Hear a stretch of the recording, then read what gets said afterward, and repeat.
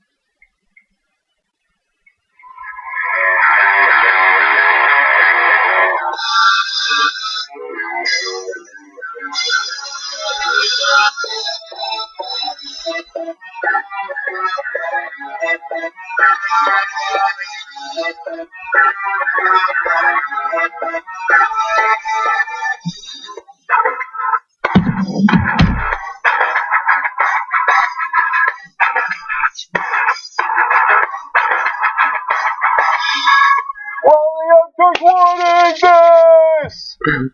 Who is this? I know. It's that reference that probably no one understands. It's from an old Eminem song. It's now old. When I started doing it, it was old. Yeah, it was new, but it was new in the 90s.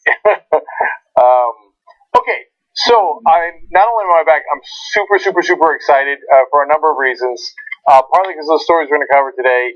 Does Bloomberg have a chance of becoming president of the United States? I have very strong opinions on this. I'll even tell you who his VP is going to be. Nobody knows it yet. I know it. Wrong. I'm the one person who does know it.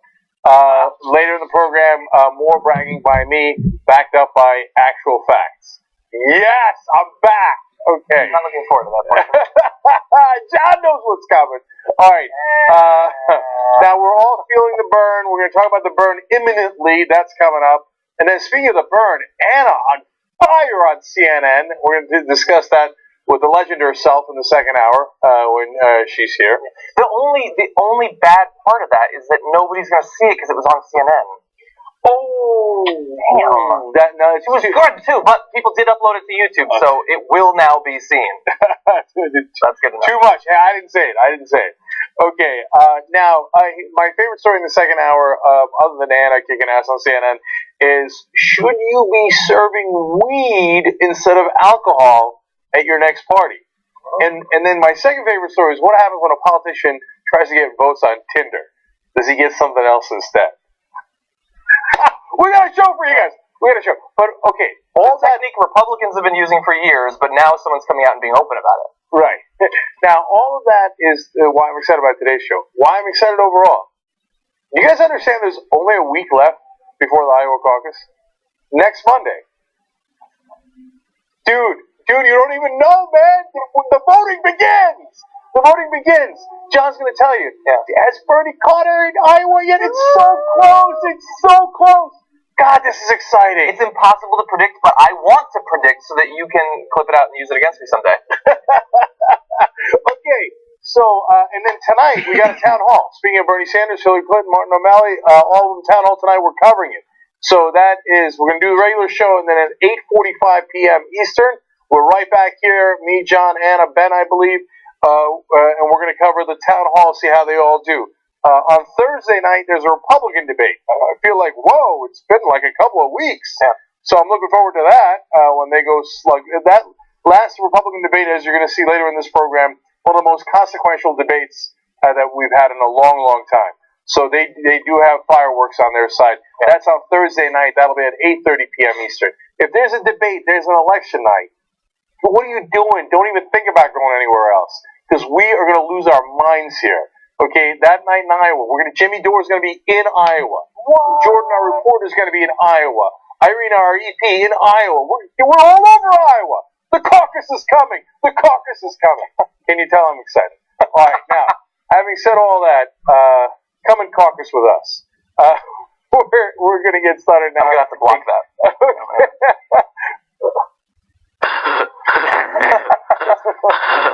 Well, I think that's what happened to the politician who went on Tinder. He got caucused. Okay. Well, that's in the second hour. All right. We got lots of political news for you guys. Yeah, John, we have a full show of political news, so you know that we're very close to the election. It's only a year away. And a whole rundown. So that's going to be a very exciting year for us. I'm joking, of course. I love talking about this stuff, especially the polls, and I got leeway to talk about a lot of them. Okay, let's jump first to President Obama. The president has avoided largely speaking about the Democratic primary, but he just had an interview with Politico where he made clear some of the things that he thinks about both Hillary Clinton and Bernie Sanders. We're going to start off with what he thinks about Bernie Sanders and what he has tapped into amongst the voters. And when you watch this, do you see any elements of what you were able to accomplish in what Sanders has done? Well, there's no doubt that Bernie has tapped into a running thread in Democratic politics that says, why are we still constrained by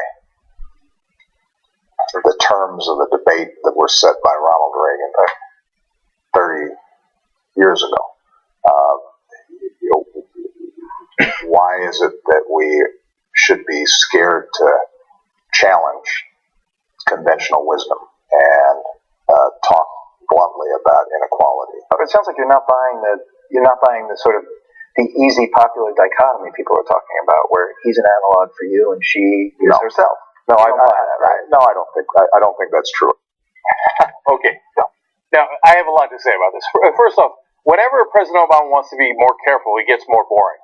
Yes. He takes a long time to answer. Okay, like, I don't want to screw up any of the words here because I can't be seen as supporting one over the other. Now, who does he actually support? It is overwhelmingly clear, in my opinion, based on this interview. Clearly, Martin O'Malley. Hillary Clinton. He's definitely on Hillary Clinton's side. Now, the interesting question is, why? Not just because they worked together and she was a Secretary of State. That's a perfectly good reason, right? It's because of that very last answer. So it seems like, people think that he's like you, Bernie Sanders is like you, now running as Hillary Clinton the way you did. And he's like, that's not true. Okay? Now, he won. Well, he doesn't want to set that up as like, oh yeah, he's doing what I did, I beat her. No. So that's a perfectly fair point, and that might be going through his head too. But the sense I got from the whole answer and from the whole interview was that, this guy, he wants to reset the parameters. Yeah. But that's not realistic. I know I said that I would bring you real change, but that's not practical, and so don't judge me for these 7 years where I didn't bring you real change. Yes. And I did practical politics like Hillary would. That's why I'm on his side. Now, this Bernie guy, he hasn't exactly been vetted yet, right? And so, is he like me? No. And that's why he talks about the Ronald Reagan thing, where Bernie Sanders is not accepting the normal paradigm of, okay, here's what the politics of today are, as said by Ronald Reagan back then. And Sanders is saying, no, I'm not going to do that. I'm going to bring you real change. And I think that really gets under Obama's skin, because that's what he was supposed to do and didn't do. Yeah, the idea that we start off center-right, and then every year we just go a little bit more to the right, every single year, for the next 2 decades until the entire planet explodes. And yeah, of course he would be bothered by that, both because the comparisons are so obvious to make in terms of how the campaign has been going down, but he's a smart guy, and he knows that he campaigns like Bernie Sanders, and he governs like Hillary Clinton. Yes. So he's recognized in her. And the thing is, he'll say Bernie Sanders hasn't been vetted, but no, that's not the problem. The problem is that Bernie Sanders has been vetted. We know what he stands for because he's been standing for it for decades. Barack Obama was able to come in for about a term-ish, not really say or do too much, and so when he gives campaign speeches, we're like, we're going to take him at his word. But we shouldn't have. But Bernie Sanders, he actually governs the way he speaks. So, John, great turn of phrase there, and then a great substantive point. He campaigned like Sanders and operated and legislated like Hillary Clinton did. But the substantive point there is Bernie Sanders might be the most vetted candidate we have ever had. So the president couldn't be more wrong about that. He has a 40-year track record of being incredibly progressive. That's why when he says, I'm going to bring you real change, I'm going to be real progressive, people believe him. Because having been burned by the likes of Obama, progressives, especially millennials, are like, yeah, fool me once, as George Bush once famously said. Won't get fooled again, right? So now, the reason people have glommed on to Bernie Sanders is because this guy ain't fooling us. Yeah. He's been doing this for 40 frickin' years. Yeah. And even if he does end up fooling us, it feels good to be happy again. Oh, well, no. I don't think he will. No. So you think he's leaning towards Hillary. Let's see. In this video, he's going to talk about Hillary's advantages. Let's see if this shakes things up, shakes up your impression. Hillary presents is a recognition that translating values into governance and delivering the goods is ultimately the job of politics, making a real life difference to people in their day-to-day lives. I don't want to exaggerate those differences, though, because Hillary's really idealistic and progressive. You'd have to be in the position she's in now, having fought all the battles she's fought and taken so many slings and arrows from the other side. Brock's a smart guy, but that last point didn't make any sense. Yes, she's been attacked for a long time. 99% of the attacks from the right have been false. That doesn't mean she's progressive. They would hate her regardless of what she does. So his point was nonsense, I think. No, that right there is almost dispositive as to who he's supporting. So, in case you don't speak politics, okay, let me translate for you. When he says Hillary presents is a recognition that translating values into governance and delivering the goods is ultimately the job of politics, what he's saying is, hey, yeah, Bernie Sanders pie in the sky, but like me, Hillary Clinton can recognize that you have to translate those values into governance. Yeah. Okay, so he definitely understands. Okay, more. Then he says, making a real life difference to people in their day-to-day lives. Like, Bernie's got a lot of speeches, like I had a lot of speeches, right? Yeah. But you got to then ultimately turn that into a real difference in day-to-day lives, and that's what Hillary Clinton can do. Yeah. So there's no question he's headed in that direction. He also said, because the one thing everybody understands is that this job right here, you don't have the luxury of just focusing on one thing. Maybe he's not trying to attack Sanders there, but what one thing is Sanders focusing on? I can't think of what that one thing. Maybe the economy as one thing? That wouldn't even be true. But inside of that, the idea that he's like a one-issue person, no. He's progressive on, we can attack him on a couple of things, but for the most part, most policies that you can think of. I don't even understand what that No, I know means. what he's referring to. So you might think, well, I guess the main issue for Bernie Sanders is income inequality. Maybe that's what he's referring to. But John's right. Wait a minute. Now he's got a very strong single-payer health care. That's a giant issue for him. Education, and all these things that he's laid out is going after the banks. All these progressive agenda that is not a single issue. No, what President Obama is referring to there is the issue of change. Okay, I'm serious. Obama does have an issue with that. Yeah, he does, and so that's why he keeps pausing and hemming and hawing. But Sanders is under his skin because Sanders is saying you actually can get change. The one issue you ran on, President Obama, and he knows he didn't deliver on.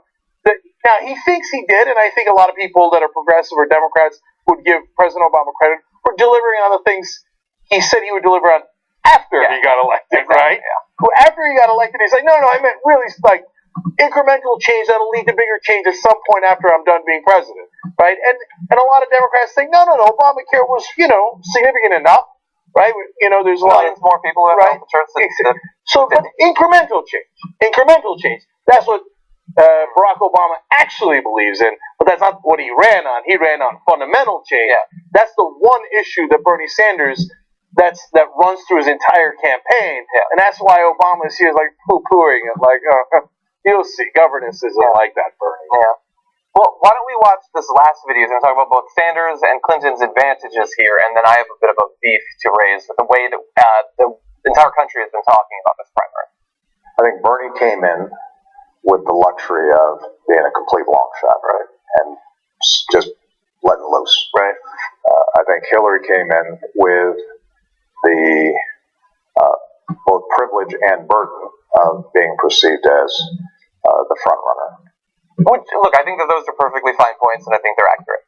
So I am so sick of this BS that's just cast out and is left unexplained that, it would be great if Sanders could actually do all the things that he says he's going to do, but we need someone who's actually going to get things done, so, obviously, Hillary Clinton, without any evidence actually being presented as to why she would be able to day-to-day get more done, when we know that other than maybe Bill Clinton, there is no Democrat more hated by the right, by the people that she would have to be working with. They despise her. They think that she and Bill Clinton are literally murderers, that they killed people when they were back in the governorship.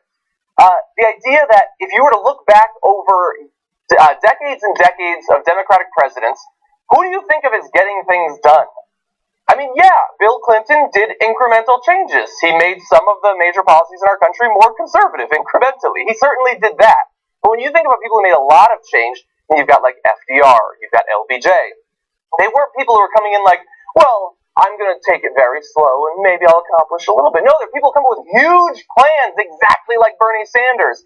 That's how you get them to change. You come at them with a landslide victory because you've run a populist campaign with big plans and a bold vision for the future, and then you ram it down their throat, as they're always talking about. Not, well, come in with a little bit, can I have it? Like, they're not going to punch you right in the face. You've seen Barack Obama, you know how they respond to that BS. God damn, that's a good point. I'll just just add this last thought on it. So they keep saying, and President Obama didn't exactly allude to it. The Republicans do some more so, but the whole talk of not being realistic alludes to it. Well, how are you going to afford all this stuff, right? Well, it's not like Bernie Sanders is stuttering about that. It's not like he's not explaining it. And it's not like he's wrong. Everybody understands. No, he says, I'm going to tax the rich. I'm going to tax them a lot more. I'm going to tax corporations more. So that pays for it. It does. Everybody agrees it does pay for it. If you actually did increase the taxes to the degree that Bernie Sanders is talking about, it would pay for it. It just, everybody in Washington refuses to see it and hear it. They're like, yeah, but how are you going to pay for it? I just told you how I was going to pay for it, and I'm not going to do any more of your $1 trillion wars. Yeah, the reason they keep not believing him because they think, no, we got to have the wars. Yeah. And no, we can't touch the rich. This guy's crazy. That's that, not from Reagan, but that's the same idea. No, that's the system. We've had it for 30 years. Now proceed from that. No. They have to do that. They think, well, you're not allowed to do that. But the reason Bernie Sanders is now on fire is because he's saying, oh, I'm allowed. Yeah. Okay, I'm going to come in with a big plan like John said that FDR did, LBJ did, and I'm going to say, hey, instead of spending all this money on wasteful wars, I'm going to spend it on your kids. If they earned it, I'm going to give them a free education. Yeah. I'm going to spend it on you guys, the middle class, to get your jobs. Yes, I can do that, and I will do that. And that's what President Obama there again says. Well, he has the advantage of being able to let it loose. Oh, he doesn't like them. Yeah. he don't like that. Yeah. Okay. No, he's definitely on Hillary Clinton's side. Yeah. Because Bernie Sanders gets under his skin for exactly the opposite reason of what President Obama is saying. He's saying he hasn't been vetted. No. 40 years of progressive track record, and that's what bothers you, because he has done it his whole life. Yeah, and you know Hillary has been vetted because you don't make hundreds and hundreds of thousands of dollars giving speeches on Wall Street without them not really being sure where you stand. They know where you clear. stand. Yeah. Okay, let's jump to some numbers then. The first Democratic caucus is just about a week away, and after tonight there will be no more debates and no more caucuses. Thank you, Debbie Wasserman Schultz. So here is the state of polling in Iowa with 1 week left to go. Not that much time to move numbers, although a lot can theoretically change. This is a recent poll, by the way. The most recent we have. The CBS News YouGov poll, released just Sunday, shows Vermont Senator Bernie Sanders with the support of 47% of likely Iowa caucus goers, compared to Clinton's 46%. Former Maryland Governor Martin O'Malley trails with about 5%. Now, if you look back over the past month, which has advantages and disadvantages, the 30-day averages of all polls in Iowa by Real Clear Politics shows Clinton with a 7% lead over Sanders in Iowa, but Sanders with a 13% lead in New Hampshire. So we'll turn back to New Hampshire in just a little bit. Now, there have been recent polls that have been sent in with Bernie up 9 points in Iowa, and there's also been polls with her up 9 points in Iowa. Okay. And so we don't know at this point. So the reason they use the tracking polls for the month, and Real Clear Politics does, having the Post has a version of their own, is because any one poll could be off. Yeah. You take an amalgamation poll, it's more likely to be correct. But with a very significant caveat, especially as you near an election, Yes. which is that the more recent polls are more likely to be accurate as we get closer to election day. Yeah. Now, if you're doing it 3 months out, it doesn't really matter, right? I would take the average of the month polling, right? Yeah. But if you're getting close to election time, well, they're about to vote, so the more recent poll matters more. And the two most recent polls, Bernie Sanders is winning, 9 points to 1 point, right? So again, there's... Although 1 point effectively means nothing. Yeah, it's a statistical time. Yeah. So that brings us to a couple of conclusions. New Hampshire is over, okay? Here, the 13 points in the tracking poll over a combination of all those polls. Let me read you one more here, graphic 5. In New Hampshire, Sanders leads with 57% in the CBS YouGov poll, almost 20 points higher than Clinton's 38%. So the most recent poll, he's walloping all the polls. It's New Hampshire's over, okay? Unless Iowa is so revolutionary that it affects New Hampshire in an unpredictable way. So he's going to win New Hampshire, 95, 98% chance that he's going to win, okay? So now, Iowa, okay. One, conclusion is he can definitely win. Doesn't mean he's going to definitely win. But now the polling is at least close enough where it could go either way. Although 538 is, I think they are still saying it's like 82% Hillary. No, Nate Silver's lost his mind. Okay. I just have to say because we have turned to him in the past. So okay. No, I hear you. But no, Nate is obsessed. I'm looking at the same numbers he's looking at. But he's been saying all along, Bernie doesn't have a chance. Bernie doesn't have a chance. He's been dismissing Trump all along, and I feel like he's wedded to his position. I'm like, Nate, like your whole job is reading polls. I can read the same polls you're reading.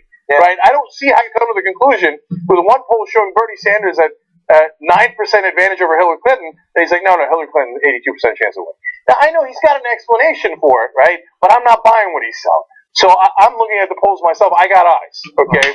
So now, he can definitely win, and the second conclusion is, I don't care what Nate Silver says, I don't care what the Bernie Sanders supporters say, the reality is, right now as things stand, no one has any idea who's going to win Iowa. Yeah. Okay, so that makes that night super exciting. Yeah. I mean, I love politics. That's part of the reason we do this job. We're going to do live coverage of the caucuses. Yeah. And I'm already buzzing a week out. That night I'm going to be on fire because if Bernie Sanders wins and he's got New Hampshire locked down, then there's like 3 weeks before the next one of him having 1, 2 in a row. That would be pretty rough. There's going to be a brush fire that spreads across the country. Yeah. Where all of a sudden, in South Carolina, they're like, ooh, they got a little tinge there. Nevada, ouch! I feel the burn. So, okay, that part is speculative, right? Yeah. So we'll see if he does. And by the way, if he doesn't win Iowa, that's also huge. Because right now, the pundits, and they are, they're maddening. They'll say, New Hampshire, we already knew he was going to win that. It doesn't matter, right? Yeah. So if he loses Iowa, they're like, oh, that's it, it's over.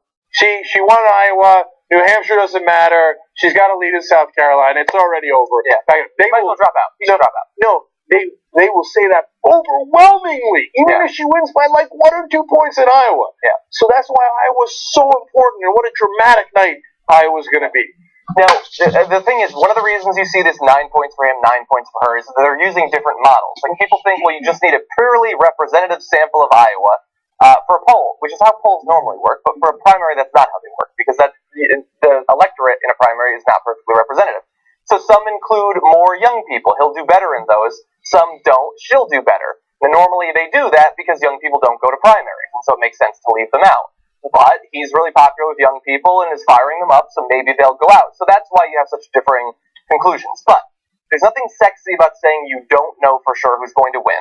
And I like the idea of being able to go back and saying that I told you so. So I just want to say on the record, Bernie Sanders is going to win Iowa. And just in case, Hillary Clinton is going to win Iowa. So I'm going to be right either way. He's on the record. Nobody can remember that other part. But there is an interesting stat. There's two interesting going into Iowa, I think, could lead you to think, if you know how people have decided in the past to vote for a primary, that this could matter. Sanders is seen by 91% of Iowa's Democratic voters as the candidate who would best listen to the needs of the people if he was president. And about 57% of Democrats feel Clinton would do what big campaign donors would want instead of what regular people would want.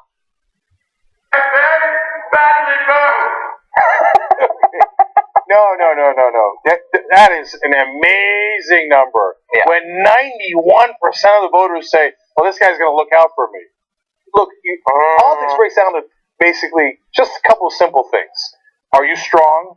This is what a lot of people don't talk about on TV, but that's why Trump is winning. And Bernie, in his own way, is very strong, saying, these are the progressive positions, and I'm coming for the bankers. I'm going to close down this top 6 banks. Yeah. That is amazingly strong. Yeah. Another thing is, do I think that you're going to look out for me? Those are your two, in my opinion, biggest, and a lot of people would agree with me who've run big campaigns, right? Two biggest things you got to do. He's got it locked down. Only 91% of it. See, again, I've been covering politics for 20 years, and I look at the numbers, right? 91% is a giant number, man. Yeah. For 91% of the voters that are going to go vote to say, well, I know that guy's got my back. Yeah. What do you want? 95%? That's so big. That's almost enough to get universal background checks. Almost. And almost as devastating as the second half of that, which is the 57% saying, I know Hillary's going to look out for the donors. Oh, that's bad. That's really bad. Again, if Bernie wins Iowa, those numbers then catch on fire. If he doesn't, the the pundits will throw water all over those fires. Like, no, there's no burn. Look at it. Don't look. I think you're half right. I think the pundits are they're sloshing their buckets already, regardless of what happens. I mean, look, I've been tweeting about this. I like Vox. I go to Vox every day. They can't go a couple of hours without putting up some Bernie Sanders would be Armageddon for America headline lately. It's all over the internet already. And by the way, all those pundits, even including Nate, who I really, really respect. Though he's lost his mind in this election, but I respect him. Okay. And I'm the one who's been defending him all these years. Mm-hmm. But I got to say, there was one person who had a slightly better record than he did in the last election. I went 12-0 in my predictions. 12-0, including a race that was put at 25% likelihood in North Dakota of the Democrat to win. I said Democrat, in fact, would win. I called Obama's election 6 weeks before the election, okay, based on polling, based on how the campaign was being run, the two polls of how you run a campaign that I just explained. Okay, now, back to this campaign, one last thing. Again, it really interesting. Who can make the difference here, right? So we got Iowa coming up. Bernie Sanders up in the last couple of polls, but overall, if you look at a month-long polling, Hillary Clinton's up by 7. Anybody could win it. Who's going to make the difference? It could be young voters. Now, look, generically, people talk all the time about young voters this and young voters that, and then they say, oh, they don't show up. Okay, no. They don't, generally. No. But I have very specific numbers here, okay? So, first off, who are young voters supporting, Bernie Sanders or Hillary Clinton? Look at these numbers. Graphic 17. Hillary Clinton, 18 to 29-year-olds. Oh, she's got 14% support.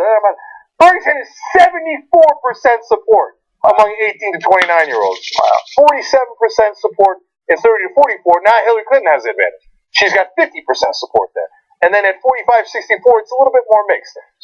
Bernie has the advantage. No, I think between 30 and 64, that's basically a statistical tie. Yeah, right? That's true. Right. So now you can look at 65%, and now Bernie's advantage with the young flips, and Hillary Clinton has almost as big an advantage with people that are senior citizens. So she gets 61% of the senior citizen vote. Bernie Sanders only gets 28%. Now, if you study politics, you go advantage Hillary Clinton. Yeah. Okay? Because seniors vote a lot more than the young. In fact, in the last 5 Iowa caucuses in the presidential elections, with one notable exception, which I'll get to in a second, the young have only come out to vote at a 3 to 4% rate. So of the registered, that's unbelievably bad, right? So of the people who are registered in that age bracket, only 3 to 4% of them vote in these caucuses. Now, what's the notable exception? In 2008, when Barack Obama was running against Hillary Clinton, and young voters thought that there was going to be real change coming versus an establishment candidate, not like Hillary Clinton, right, against that exact candidate, they did show up. Now, it's not like they overwhelmed anybody with how much they showed up, but it made all the difference. So in that case, 13% of eligible caucus voters under 29 turned out to vote. So instead of 3.5%, 13% showed up. And you know what happened? Barack Obama won by a little bit.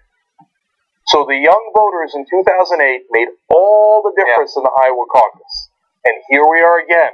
Young voters even more overwhelmingly supportive of Bernie Sanders than they were of Barack Obama.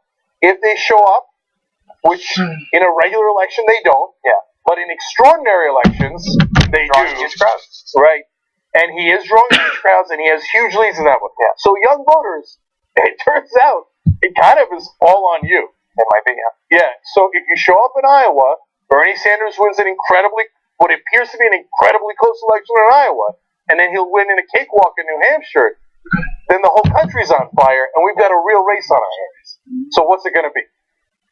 Yeah, and we previewed really fast. We talked last week about, I didn't even know this was true, but in the Iowa caucuses, if a candidate doesn't have at least 15% support, he's ruled non-viable, and his supporters then need to go and either not vote at all or switch to a different candidate. And Martin O'Malley is at like 5%, so that 5% could theoretically go somewhere, and we still unfortunately don't have data on where it would go. But that could be, in a race that's statistically tied, 5 points one way or the other could be huge.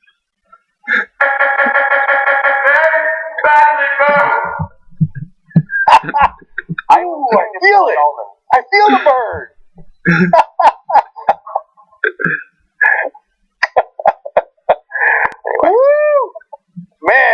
race on our hands. How sad is he going to be if Bernie loses? No. Suicide, watch it. TYT. No. So look, am I supporting Bernie Sanders overall? Am I going to hem and haw like Barack Obama? No. It's obvious where I'm leaning. You can see it. Not leaning. If I was voting today, it's a landslide. I vote for Bernie Sanders. Everybody gets that, right? To be honest, my excitement today is more about the election. Like this is it's exciting. I gotta. This is Patriots Broncos. Are they going to get the 2-point conversion? How many fourth downs does it take for the goddamn Patriots to score a goddamn touchdown? And it's the bottom of the ninth. Okay, all right. So we got to do Trump. Let's do one more. Let's do Trump, and then not the shoot one, but the polls. I just threw that in. We might mention it. Yeah. Okay. Because it is an interesting quote, but okay. Over on the Republican side, here is the state of the Republican primary in Iowa. The last 4 GOP polls from Iowa show Donald Trump with leads of 5 to 11 percentage points over Texas Senator Ted Cruz, who's still in second. Okay. Now, we had a Republican debate last time around, and I remember someone saying that Trump had won so significantly that his numbers would move in a big way at the time. I'm not going to take credit now for that. Okay. Now, at the time, remember that Cruz was winning in Iowa. Okay? Some people were saying that. Okay. Fine. Now, I want to show you the videotape right after the last Republican debate. This is what we said on the show, and then I want to come back and quote those poll numbers for you again. Go ahead. Maybe we're wrong, maybe John's right, but we'll see soon. My guess is after this debate, Trump's poll numbers will only go up, and I think now he stands an excellent chance of winning Iowa. New Hampshire is already gone. He's already won it. How many points do you think they'll go up? You think this is like a 2-point thing? Or you think this is a 15-point thing?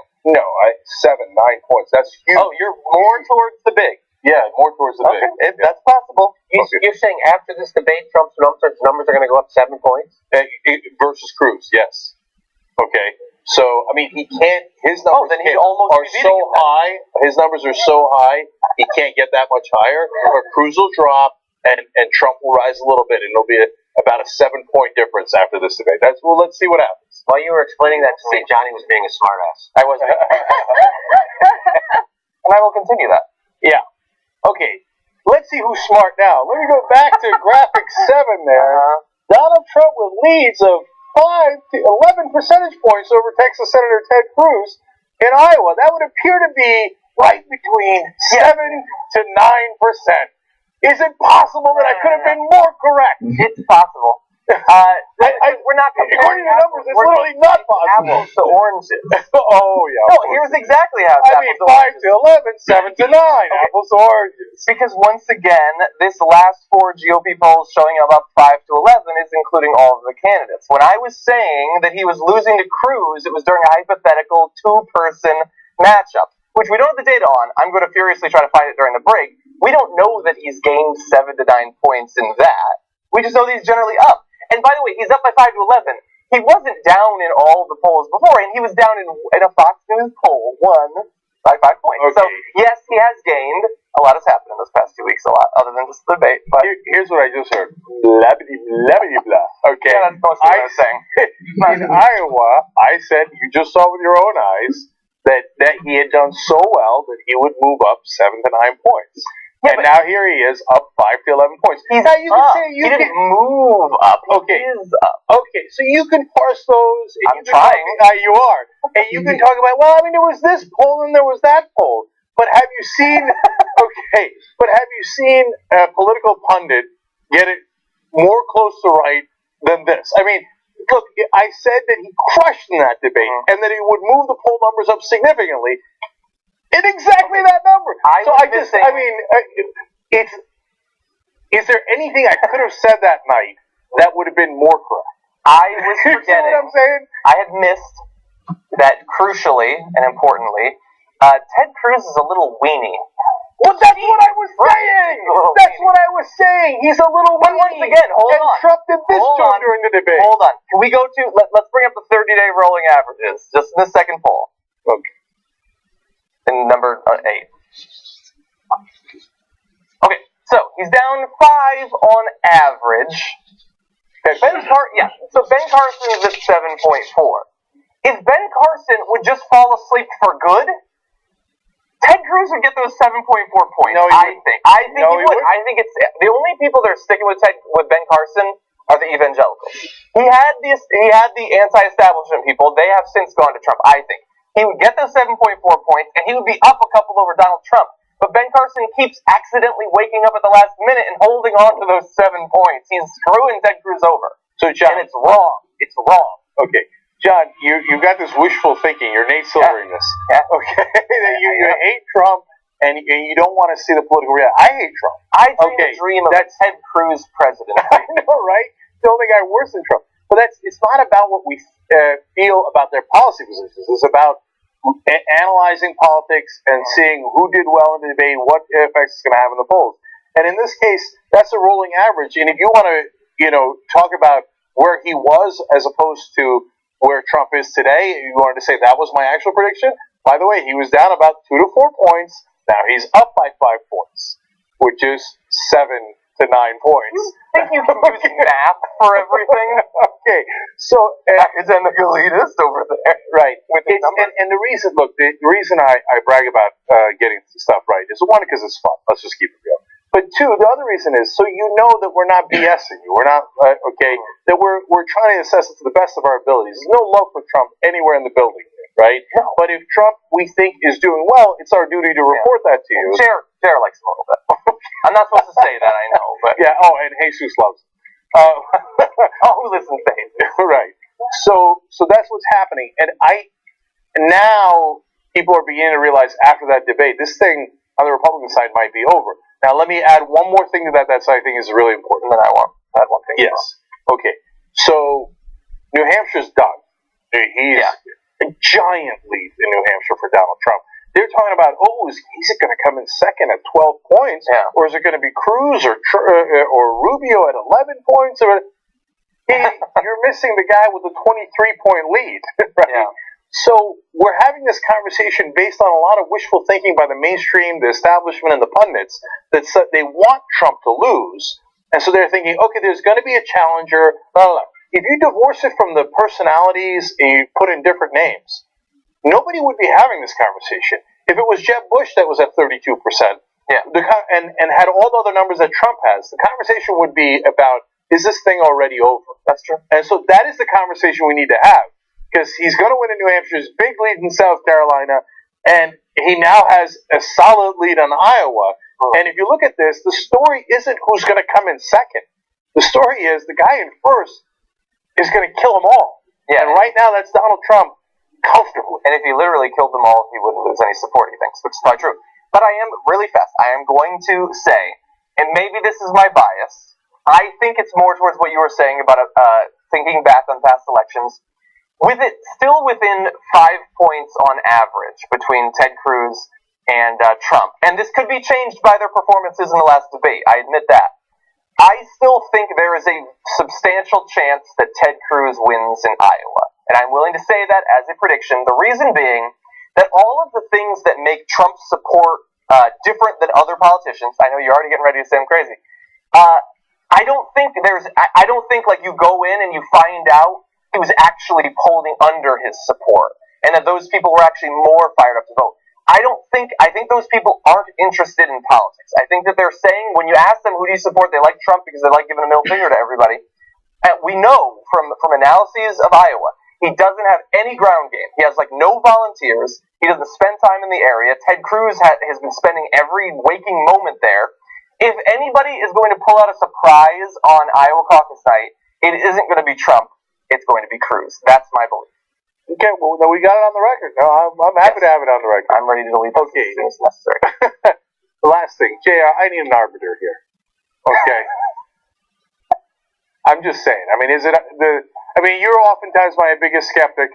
Yes, he gained points. I admit, he gained points after the debate. I'm already done with you. JR, what say you?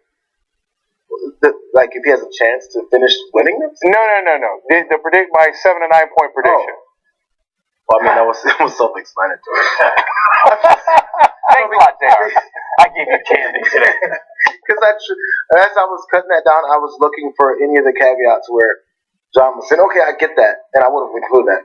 Because, as Jake pointed out, especially in these I told you so videos, I look for anything. I know. I thought I Like, you kind of told us so, but you didn't completely tell us so. And it was kind of exact.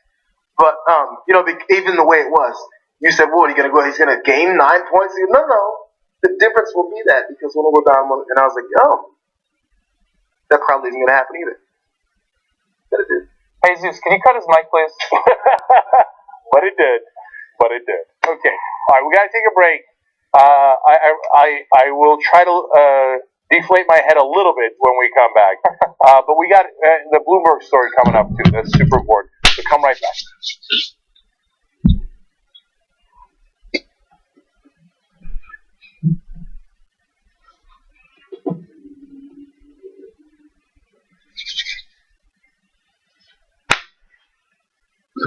stop it.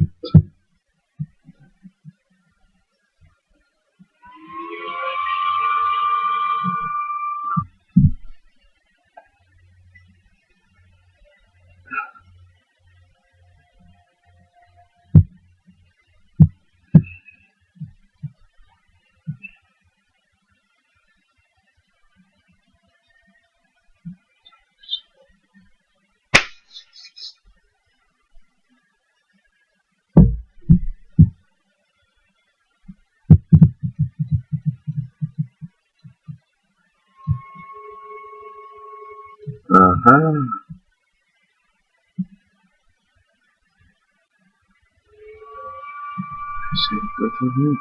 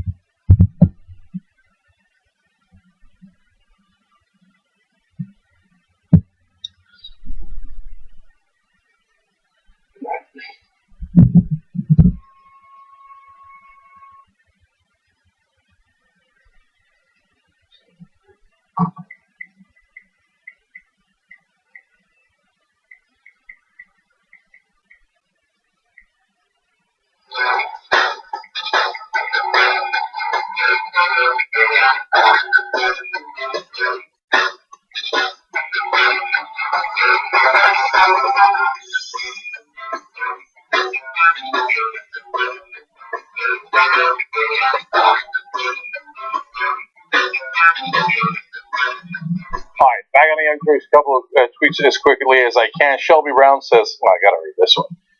The boss man called it, LOL, Jank, you're the fucking, and he put, not a smiley face, what do you call those things? Of a bomb. Great. Thank you. No, what do you, why am I blanking? Emoji, thank you. An emoji of a bomb. Thank you, Shelby. Much appreciated. Yeah, no thanks. Okay, I kind of like being called a boss man. I said I used to hate that in the early days of Jesus and JR. Fuck it up. Okay, so LT Medley. Obama supports Hillary because she represents Obama's third term. Hashtag status quo. Okay, I agree. Raver Madness says I can't fucking stand that argument. Quote: Bernie is impractical, so let's just do nothing and let the world burn. Is hardly convincing. Right? I mean, practically, do you think that Hillary Clinton is going to change the way Wall Street works at all? I mean, you want to talk about practical. That's not what she's being paid to do. Right. So she's not going to change it at all. Did you know that Bernie Sanders is against reparations? Doesn't matter that Hillary is too. It doesn't matter. No, Let's just talk about Bernie. Thank you, Vox. Thank you for that breakdown of Bernie Sanders' position on reparations. Yeah, no, that is such a hack job. It's a good website. Okay, I don't mean Boxer World. The way that Bernie Sanders got hatcheted on that issue is outrageous. Maybe I'll cover it later in the week. Okay, so Aaron in the boiler room says, how can Obama say Bernie wasn't vetted? He was barely a senator when he was elected president. Yeah, I know, Aaron. That's part of what's getting under his skin. Finally, Andrew says, I'm calling it now. This election is the death knell of establishment media when it comes to politics. Andrew, you might yet be right about that. I know that sounds ambitious, like, well, that's a bit much, right? But if they're this wrong and we're this right, it's not that people will then go, like, it's not like the mainstream media is going to be like, oh man, you know what, those Young Turks guys, they called it. Our bad, you win, we lose. Except for John. Right. No, but it could be the beginning of a sea change, a turning of the tide, where people go, oh, but those guys were miserably wrong, and they had this whole thing, and they had the reasoning wrong, etc. Whereas these guys were kind of right. So it's a more of a changing of the guard than us versus them or any particular personalities. Yeah, but you might be right, Andrew, and that would be amazing. All right, we got a lot more stories for you guys. Okay, John, let's jump into it. Michael Bloomberg is apparently once again considering an independent run for the presidency, but why exactly it's coming up now, a week away from the Iowa caucuses, maybe that's something that we can actually debate. But we do have some information coming from an anonymous aide to Michael Bloomberg who says the former mayor has been upset by what he sees as extremist rhetoric from Republicans in the race, as well as a leftward turn from Mrs. Clinton, who is fending off an unexpectedly strong challenge in the Democratic primary from the more liberal Vermont Senator Bernie Sanders. Furthermore, he is likely to make a decision on the presidential bid sometime in March. But this needs to be news all over the place today, not in March, which is interesting. Yeah, well, he's conducted polls, he's assembled a group of advisors, and so he's making all of these moves, apparently. Well, the reason it's news today and not in March when he announces it, because this is part of his effort to see whether he should run. That's true. It's a trial balloon, right? So how are people going to react to it? How do Republicans react to it? Democrats react to it? And so the reaction so far is something that I disagree with. So mainly the reaction has been scoffing, like, here comes Bloomberg again. Every 4 years he thinks about running for president. He's not really serious. You're dead wrong. He's completely serious. He's 73 years old. It's now or never. Yeah, okay? That's true. He's got multiple billions of dollars, and he's 73 years old. What else is he going to spend it on? Okay? And he says he's willing to spend up to $1 billion in this election. The reason you hear it every 4 years is because he keeps dreaming about it because he really, really wants it. I mean, what do you get a multi-billionaire? Right? He's already got everything. The only thing he doesn't have is commander-in-chief. His own democracy. Right? The most powerful person on the planet. Yeah. So, and guys like him and Trump, who's also a billionaire, are super ego-driven. And look, I'm ego-driven, so I'm not hating or anything. So, I'm trying to do the right things, and I'm sure Bloomberg, in his mind, is trying to do the right things. He happens to have a couple more $1 billion. And so the reason I tell you that I'm ego-driven is because I can relate, right? And they're not going to go away, okay? So Bloomberg thinks, yeah, I've got any kind of chance. I mean, what wouldn't you take? Which, if you had 10, 20, however many billions of dollars that he has, would you spend 5% of your wealth for a 5% chance of being president of the United States? If I was his age? Yeah. I wouldn't, but I'm not that right. ego. But that's why I'm telling you I can relate to him. I have that kind of ego. Look at this guy's face. Yeah. He will literally die on the campaign trail. But Hillary and Bernie Sanders are near his age. No, I'm not saying because of the age. I'm saying literally, look at him. He'll die. No, you're crazy. Hillary Clinton's vital. She can box still. No, I don't think his age has anything to do with it. So he's deadly serious about running. And if any election has a chance for a wild card candidate to win, you would think it would be this one. Yes. Right? So that's why I think he's coming. Now, I have a prediction at the end, which is always fun, right? But then I want to make a second large point about this. Yes, he's very serious about running. Does he have a chance? In the past, when there was speculation that came around, I would have said Bloomberg does have a chance. Now, I'm going the opposite direction and saying he does not have a chance. Based on the polling that they've released so far, it doesn't look amazing. We have a recent poll by Morning Consult, which obviously is not one of the largest polling firms. He got about 13% to Hillary Clinton's 36% and Donald Trump's 37%. The same poll found that 43% of voters either hadn't heard of him or had no opinion. Now, look, you could turn to that number to say, well, he could do much better, but also understand what that would actually accomplish. Because while Bernie Sanders beats Donald Trump in a hypothetical matchup much more than Hillary does beat him. But you see there in that poll, when you give 13% of the support to Bloomberg, she's actually down a point, which implies that much of that support, the majority of it, is coming from Hillary Clinton. So that would actually not help her chances. Now, I think that would be a little bit different if Bernie Sanders was around, but interestingly, when it was brought up to Hillary Clinton, the possibility of him running, She said, he's a good friend of mine. The way I read what he said is if I didn't get the nomination, he might consider it. So if it was Bernie, he would consider it. Well, I'm going to relieve him of that and get the nomination so he doesn't have to. So you might be right. He might be genuinely just considering that he wants to run. But if they are good friends, this is one way of slightly influencing some people to perhaps be scared of him running as a spoiler to get them to vote not for Bernie Sanders, but for Hillary Clinton. I'm not saying it's impossible. I mean, that it's totally possible, but I'm saying it's worth mentioning. She seems to read it that way, or at least is spinning it that way. Yeah, there are no friends in presidential politics. Remember, Barack Obama and Hillary Clinton were good friends until Barack Obama shivved her. Yeah, and to be fair, Trump and Hillary are friends. Yeah, Trump and Hillary are friends. But that's what politicians do. They run against each other, right? There's nothing personal. So, no, he's going to... And if I look at those numbers, John, actually I'm not discouraged by that if I'm him. I'm slightly encouraged 13%? And I'll tell you why. For a guy where 43% of the country doesn't know who the hell he is, he's getting 13%. That's not a bad number at all. Remember, he's going to spend $1 billion in advertising. Yeah. To introduce himself, to get people familiar with himself. And he's thinking, especially if it's Bernie Sanders on what he considers to be the way left, Trump what he considers to be the way right, I got the whole middle. I'm already at 13%, and I'm going to spend $1 billion. Yeah. 43% of the country doesn't even know me yet. Yeah, I mean, right? You add up all that stuff, and you get like 21%. I was having a long talk with a friend about this. It's like I'm sorry, but the way our system is set up, and he's a smart guy, he knows this.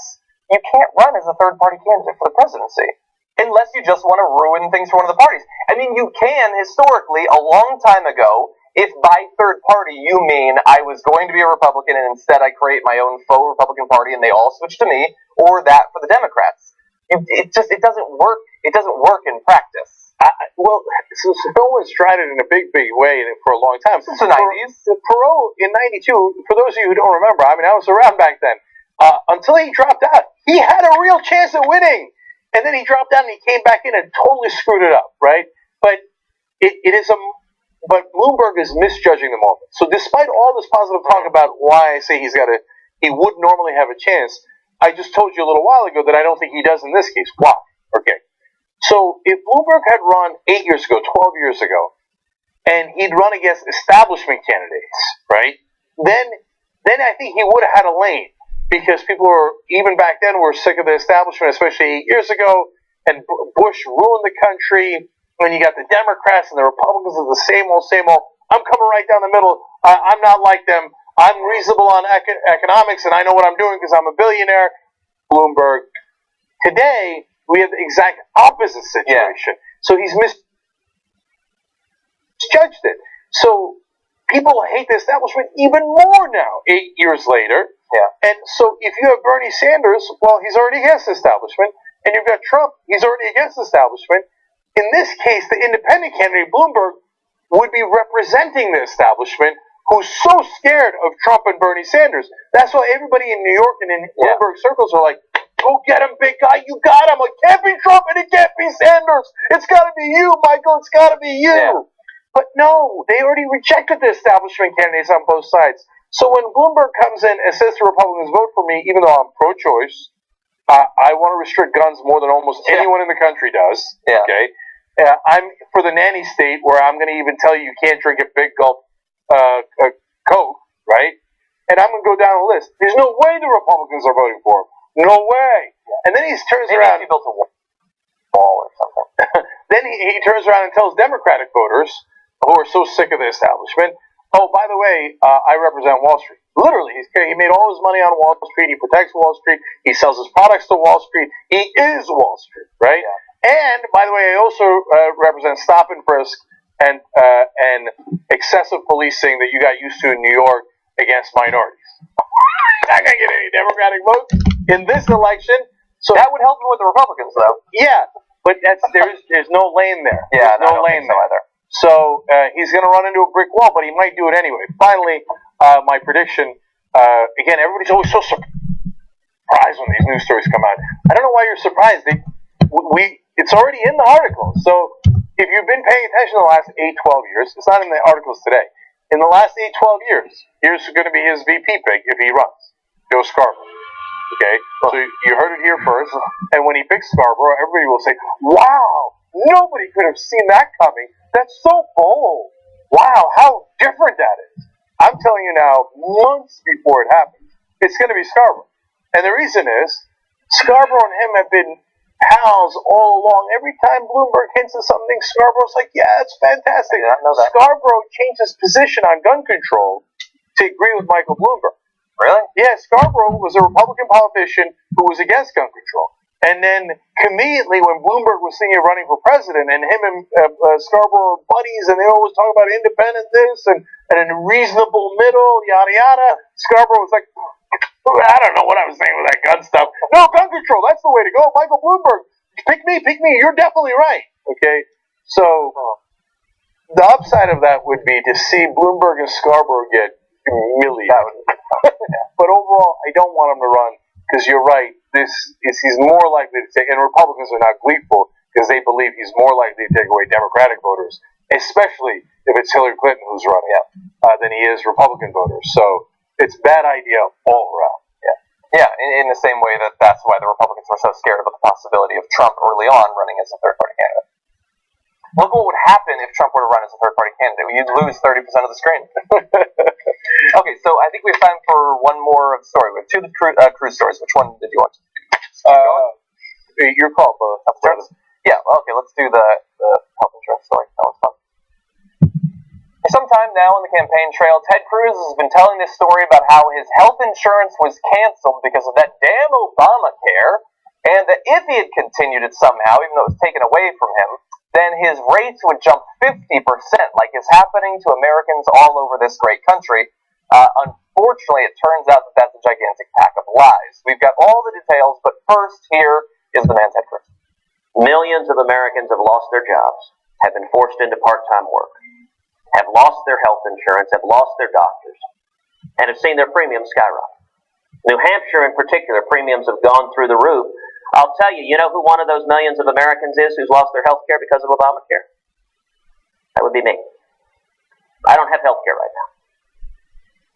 I had purchased an individual policy, and Blue Cross Blue Shield canceled all their individual policies in the state of Texas effective December 31st. So our health care got canceled. We got a notice in the mail. Blue Cross Blue Shield was leaving the market. And so we're in the process of finding another policy. I hope by the end of the month we'll have a policy for our family. But our premiums, we just got a quote, our premiums are going up 50%. Yeah, so all of that lies. He's been going all over the country telling that story. Now we find out that it's not true. And one of his spokespeople had to admit that every part of that story was false. In statements to Bloomberg and Wall Street Journal, his campaign spokeswoman blamed Cruz's false assertion that his family had lost their health insurance on a misunderstanding. Oh, yeah. She said an insurance broker told Cruz that Blue Cross Blue Shield of Texas was dropping his PPO plan, but Frazier said that the broker did not tell Cruz his family was automatically being transferred to the carrier's HMO plan. Based on this information, Senator Cruz believed the family was uninsured and asked the broker to pull quotes immediately for a new policy. Let's pause there for a second. Okay, if somebody tells me my insurance is canceled, I go, really? Like, that seems unusual. Okay. What are my options, right? See, and he asked the broker to immediately pull the options. Okay, that makes sense. But the broker had already told him that he can now switch to an HMO. Yeah. Well, it would be automatically switched. Would automatically be, so that's your option. Saying they didn't tell that, but Blue Cross Blue Shield said... But let's break it down, though. Break it down. So he says, okay, broker tells me PPO is gone. I don't have insurance anymore. Yeah. I ask him for options. Now, the broker at that point decides not to tell him one of his options is that you're already enrolled in the HMO. Yeah. You already have insurance. He's like, all right, I'll get back to you. No, of course, he knows that you went to the HMO. He told you went to the HMO. That's what his job is, yeah. That's, of course. And even the Cruz campaign is admitting, yes, the broker knew that we were going to the HMO. So he's lying. He's absolutely lying. And Blue Cross Blue Shield sent out some notification to all of the people affected, giving them time if they wanted to look for something different and not be automatically switched over to the HMO. But to be fair, they only gave them 5 or 6 months warning, which is not a lot of time. I sometimes take a long time to fix that stuff. We can actually jump over to graphic 12. So you heard the last part of that was the 50% rise. So Cruz claimed that his search for new insurance was complicated because his premiums are going up 50%. while premiums on average in Texas actually only went up 4% in 2016, and the single biggest premium jump came from a tiny carrier that is raising premiums by 34%.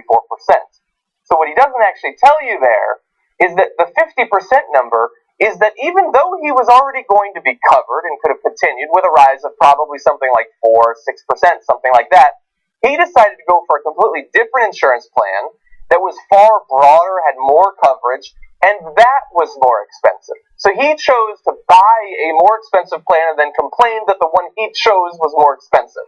But that also was not 50%. No. There is no plan in Texas that went up 50%. Yes. None. Yeah. Okay. Now, again, if you're dealing with your own family's insurance and somebody tells you you lost your insurance, you're like, do you really go, all right, we'll figure it out later? 6 months. Okay. I'm a little skeptical. And then they say, hey, your premiums are going up 50%, right? First of all, I thought I didn't have insurance. What do you mean my premiums are going up 50%? Second of all, shit, they might hit zero. If somebody tells me my premium's going up 50%, Dave Kohler in the office tells me that. I go, whoa, say that again? That can't be true. That's crazy. And I'd investigate it, and if I was Ted Cruz, a politician who hates Obamacare, that day I'd hold a press conference about how my premiums are going up 50%. Yeah. He didn't do any of those things because his premium ain't going up 50%. On average, in Texas, it goes up 4%. He said it's happening here in New Hampshire, too. Wrong again, Bob. In New Hampshire, on average, they're going up 5%. Yeah. And by the way, some of the premiums in Texas and some of the plans are going down, not up. Okay, one more final line. Now, he could stay on his wife's insurance from Goldman Sachs, okay, because that's where she works. She's on sabbatical now to help his campaign. But he decided not to do that. He could go get it from the government. That's his employer. There's nothing wrong with that. And his employer covers 75% of his insurance costs. Now, he wants to be able to say, I don't get any money from the government, right, for my insurance. Well, first of all, there's nothing wrong with that. They're your employer, and almost all employers cover a big chunk of your health care. That's what happens for all of us. But no, Ted Cruz is a slimy politician, so he wants to make a point against Obamacare. So he is going to go out of pocket to pay for that 75% extra. Can you imagine paying 75% extra for your health care? Oh, to make a political point? I mean, even the most diehard conservatives like, I'll make that point later. Okay, so then Michael Hilsig at the LA Times made a great point. He said, what are you complaining about your premiums for? You're voluntarily, needlessly, gratuitously paying 75% more when you absolutely don't have to. Yeah. And by the way, the reason you wouldn't have to is Obamacare. Yeah. Thanks, Obama. And by the way, one extra lie. I believe he'll be the nominee. Or maybe. But anyway, if he's not, check back 3 months after he drops out of the race. I guarantee he's getting that 75% covered by the government at that point. Oh, 100% right. So fast. 100% of that 75% is going right into his pocket. Right. And by the way, it's Obamacare plus the fact that you normally get covered by your employer. Yeah. Right. So, okay. Once again, we've proven that Ted Cruz, monumentally full of shit. I can't believe Republicans look at that and go, now that is an earnest guy. Yeah. Serious candidate. Okay. All right. John, great job. Thank you. Anna's come back. The slayer of the mainstream media, Anna Daenerys Stormborn Kasparian, will join us imminently, and then a couple of the stories that I love. What happens when a politician goes on Tinder? Does he get fucked? Okay, when we come back.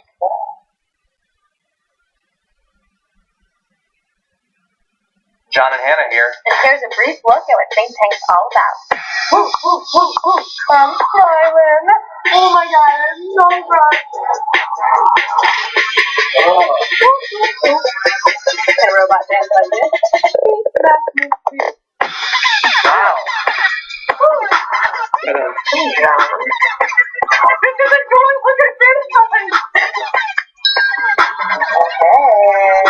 Sorry guys, still hate this is the last Think Tank video. I'm just gonna go now. Yeah, no, I need help. The one thing that really appeals to people in the online audience is authenticity and sincerity.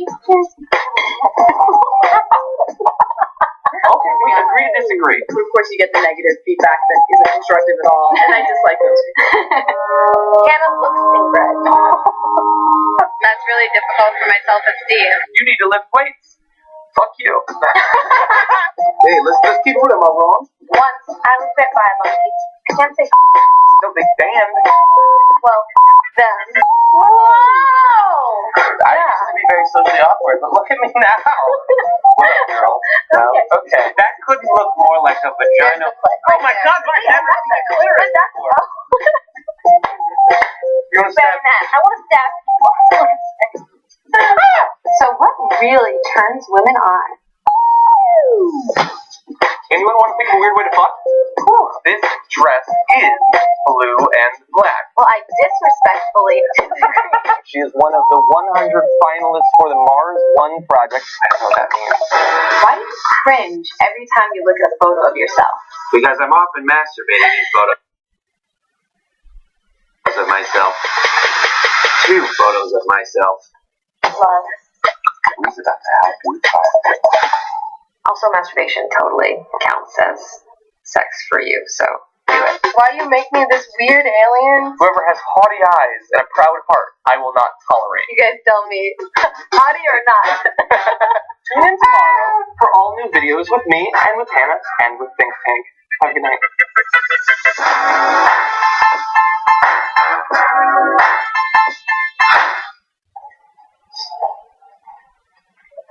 Hey, Elle, I can't remember. Is there a specific blur we use for Miley Cyrus's butthole? Is it like a Gaussian or a mosaic or a compound?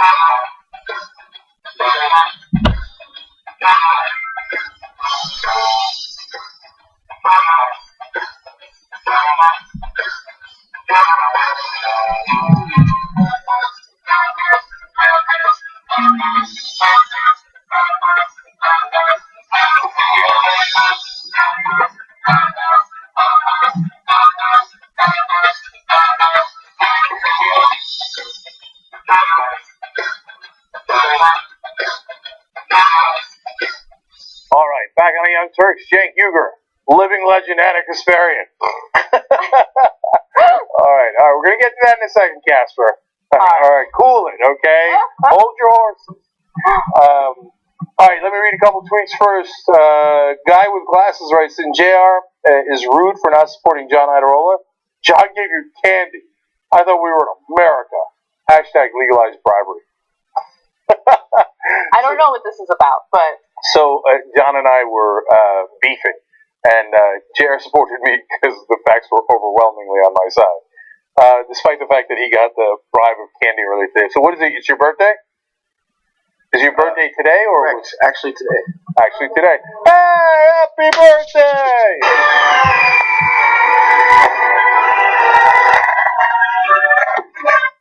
And somehow, John, the only thoughtful person at TYT hands me two, I think it's like 5-pound bags of candy. Because JR loves candy. But except one was M&M's, so that's gonna get spread around. You don't like M&M's? Not chocolate. No, They're just plain chocolate M&M's? Mm-hmm. That's a travesty. Okay. How dare he? But it was extremely nice. That sounded like an asshole. He accepted the gift. But you don't know what you did. That's not what I'm saying. Got it. Okay. Got it. All right. So a couple of quick things here. Obviously, the best birthday gift you got was much earlier than your birthday. The Monster headphones you're wearing. I'm not saying anything. I'm just saying. Okay. You just keep wearing them. I mean, you can't take them off when they're on. Yeah, I suppose so, right?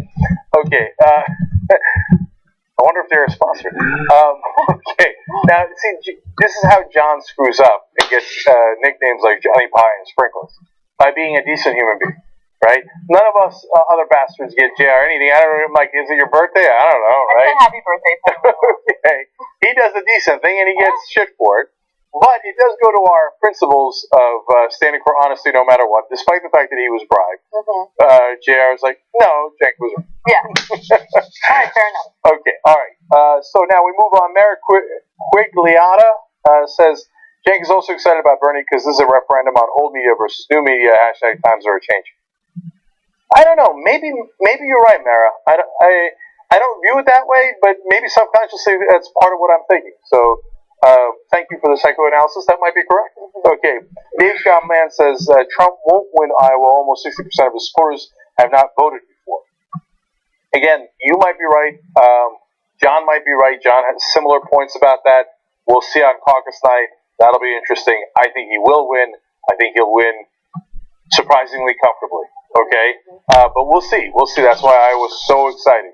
And that's happening next Monday. So, speaking of which, tonight we got a Democratic town hall. We're covering it. Bernie Sanders, Hillary Clinton, Martin O'Malley. That's at 8:45 p.m. Eastern. Oh my God, Martin O'Malley's still included in this shit. I know. We're going to have to waste a whole bunch of time on it. Okay, anyway, God bless his heart. I like his stick-to-itiveness. He's like, I am not leaving this race until someone declares me vice president. Okay. So, and then on Thursday night, we got a GOP debate. That's at 8:30 p.m. Eastern. All those are on tytnetwork.com/live. Don't miss it. And then, Iowa caucus night. Come caucus. Okay. So that is next Monday night. We'll be covering it throughout. Okay. It's going to be an extravaganza. Don't miss it. Bernie Sanders and Hillary Clinton are this close, let alone the mystery of what happens between Trump and Cruz. Right. Okay. Now, I believe Anna Kasparian was on CNN and lit the house on fire. Yeah. So I was on CNN yesterday. I don't know if I lit the house on fire. I like how you started with, yeah. And then that happened. Okay, I was on CNN. I was on a show called Reliable Sources, and I wanted to talk about it because there's some inside baseball, some thoughts. You know, a lot of people on Twitter have been commenting on it. People seem to really like it. Now, they brought me on with Scotty Nell Hughes, who is a Tea Party conservative who is supportive of Trump. And so the night before the interview, which, by the way, happened on Sunday morning, I decided, hey, maybe it's a good idea for me to research this show. Got to be completely honest with you, I didn't know who the new host was, because you had been on Reliable Sources before. With Howard Kurtz. Exactly. Yes. So I thought that was still the host. I don't watch cable news at all. The only time I know about cable news is when I find all the inaccuracies that they report about, right? Mm-hmm. So I was like, okay, Brian Stelter, I'm familiar with him, he's cool, but this Tea Party activist, I don't know how that's going to go. I did my research on her. I had very little prep in like what we're going to talk about, how the segment's going to go, how long is it going to be. Usually a producer tries to prepare you as much as possible. That wasn't the case. I didn't know what I was walking into. But can I just say, I actually like that. I don't know if they intended it that way, probably not. But in TV, they over-prepare. That's true. Over-produce. And they're like, okay, and then they prepare you for hours and hours, and then you have 2 minutes. Right. And what was that all about, right? Yes. So, the fact that you guys kind of relatively went in cold, I don't mind at all. And, and the way you came out so strong, not knowing what the topics are, man, that was even more impressive. So let me show you guys the clips. There's 2 clips. The entire interview was about 5 minutes long. We're not going to show you the full thing. But the 2 clips that I chose will kind of give you the gist of how the discussion went. Let's take a look at the first one.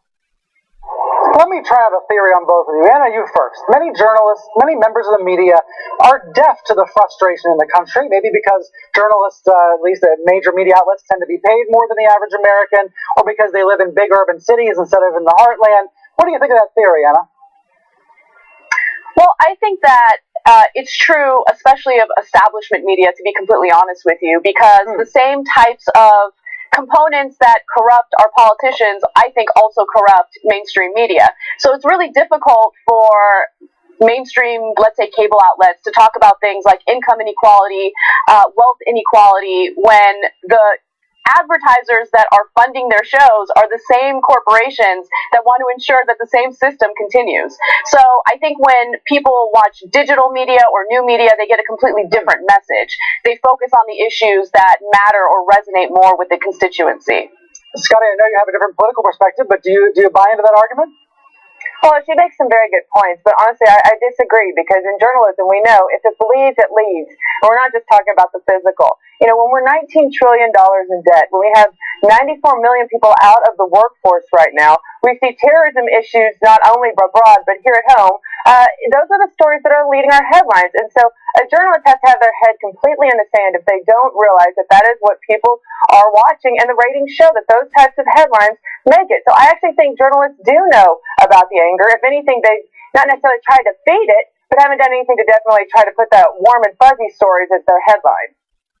First of all, no one said anything about warm and fuzzy stories. Income inequality, wealth inequality, those are not warm and fuzzy issues. But they are the Republicans. I guess so. Because they're on the right side of the inequality. So she is the epitome of what journalists aren't supposed to be. And I'm not just saying this to insult her when she can't really defend herself. When you make the statement, when it bleeds, it leads, that goes against the whole point of journalism. It's not about, oh my God, what's going to get the most ratings. If you focus on what's going to get you the ratings and ignore actual news, then you're not doing what a journalist is supposed to do, right? Yeah, but I'm not at all surprised by that, because she's a Tea Party person supporting Trump. It's journalism. Amusing. But what I love there is 2 things that you did. One was you came into CNN's house and lit a match. Okay, so no disrespect.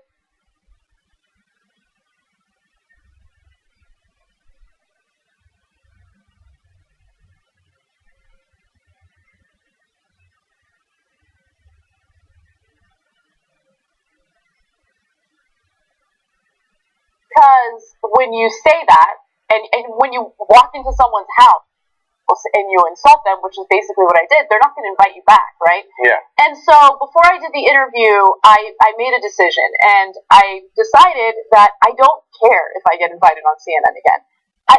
CNN is not my goal, right? It's not what I aspire to do with my career. And so what I'm doing right now is what I aspire to do. I love it. I get to speak about issues that matter, and I get to say what I want to say without anyone, including Cenk, telling me, you can't say that. And it's a great feeling. And if I'm not going to be wealthy, if I'm not going to be famous, I don't care, right? As long as I feel fulfilled. So I went in there knowing I'm probably going to destroy any chance I have of ever going on CNN again. And that's fine. So that's how I felt about it. Dude, I almost want to raise your hand and declare you champion. Okay, so the second thing that I love that you did there was you somehow got her totally off her talking point and into what she actually believes. So here's what I mean by that. She normally is supposed to come on and yell at the liberal media. And Stelter asked a question that would normally tee her up to do that, right? No pun intended, tee. since she's from the Tea Party. But you turn around and you're like, yeah, no, the media is bad because they actually represent the propaganda that the establishment wants. And she's like, wait, okay, but wait a minute, that propaganda is really good. I want that propaganda. Be scared of terrorism, and all these people are out of work, and the deficit. That's the propaganda they've been pushing. The media has played along with it. So if you actually push her, she's actually going to defend the media because they're her best friend. No, but the incredible thing is she proved my point for me. So I went up there and said, hey, they're not talking about the issues that matter, like income inequality, wealth inequality, basically talking about the economy. And she threw out this very deceptive 94 million people out of the workforce number, right? So what is it? Do you think that these issues are important or not? Because I just said they're important, we should discuss them, and you kind of just agreed with me, but then said that you disagreed with me. By the way, the 94 million statistic that she threw out there is so incredibly deceptive. The vast majority of people included in that number are retired individuals and students, okay? So no, 94 million Americans aren't just sitting on their asses not looking for work. These are people who have already worked or are still in school. And then there's 20 million Americans who are stay-at-home parents, right? So, one more quick thing about that. So the actual numbers are when President Bush left office, we were losing 700,000 jobs a month. Amazing, almost 1 million jobs a month. We were bleeding jobs so badly. Now we have had a record number of months in a row where we have added jobs. Literally a record in American history. So it's easy to say at any given time, 94 million people are out of work. Yeah, if you count retired people, yada, yada, right? Yeah. But wait, was it better under Obama or was it better under Bush? It's 1 million times better under Obama. But she doesn't want to say that. The reason she brings that up is to say, it's bad because look at this big number I threw out. I blame Obama. And what are your answers for that? Cover terrorism, so you're all scared and vote Republican, and, it's the deficit. So, and by the way, what does the media do? They do exactly what she wants. Cover terrorism wall to wall, and whenever there's an issue about economy, they don't talk about inequality, lower taxes on the rich, lower taxes on corporations, but they talk about deficit. Which, by the way, Obama has lowered the deficit considerably, right? But they won't talk about that either. Yes, he was handed a $1.2 trillion yearly deficit, and he has brought that down about 50%. Which is incredible. All right, so here's the second part of the video where things get a lot more heated. I just wanted to make a statement about how a lot of the issues that matter the most to the electorate don't get covered at all. So let me give you a quick example of that. Yeah. Student loan debt is one of them. That is impacting our economy in one of the most negative ways imaginable, and we're sitting here having discussions about immigration and building walls. Right now, if you focus on the actual numbers, and this is according to Pew Research, immigration from Mexico is below net zero. What does that mean? That we have more Mexican immigrants leaving the country right now than coming in. And instead of focusing on issues that actually matter to millennial voters, for instance, we're focusing on non-issues in the country. The fear-mongering about Muslims and terrorism. Go ahead, Scotty. There's more. Well, I hate to tell you this. There's more in this world than just millennials. And I'm sorry, I agree, college debt's a big issue. But when people are actually scared for their lives, that is the headline right there. So I agree. And it also looks at party lines. But I think across the board, both parties right now have let their constituencies down.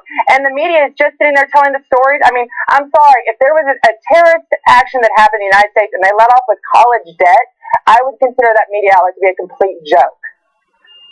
Okay, so you think that our current economic situation in the United States is not a big deal? You'd rather fearmonger about non-existent threats inside the United States as opposed to focusing on the issues that are burdening our economy. And by the way, student loan debt doesn't just impact students. It also impacts you, and it impacts our economy, because how are millennials supposed to contribute to our economy when we're burdened with student loan debt, when we're dealing with a system that's corrupt, when 62 richest people in the world own more wealth than the bottom 3.5 billion people in the world? How are you going to talk to me about, these issues don't matter? Yeah, you do, especially when I'm on with her. Damn. Did you drop the mic at that? No. When he said, I have to play referee here, I was like, yeah, well, here's the thing. You brought me on with a conservative. Let me do my thing. right? Right. Isn't this what you guys wanted? And I don't like being equated with her because I'm not in the same camp as her. I am not extreme in my views. My views are things that I have not only researched, I've been talking about for years now, right? If I'm ever wrong, the audience holds me accountable and I correct my mistakes. I am not on the same camp as that woman, right? I am not the opposite extreme of a Tea Party activist. So that pissed me off, and that's why I felt like, you know what? Yeah, you do have to play referee. If I'm on with her, then play referee. That's your role here, isn't it? Right, because apparently you're coming for it. Okay, so I see that's interesting. I didn't know that they didn't prep you because I thought for sure they prepped you about immigration because you pulled that net zero on immigration. I was like, damn. Because I know my shit. I'm not on the same camp as her. I'm not doing this to toot my own horn. I take the news seriously. I love doing what I do, right? And I'm not going to half-ass it. I'm going to make sure that I come correct with facts. I'm not going to have talking points prepared. And so, I'm glad that it went the way that it went.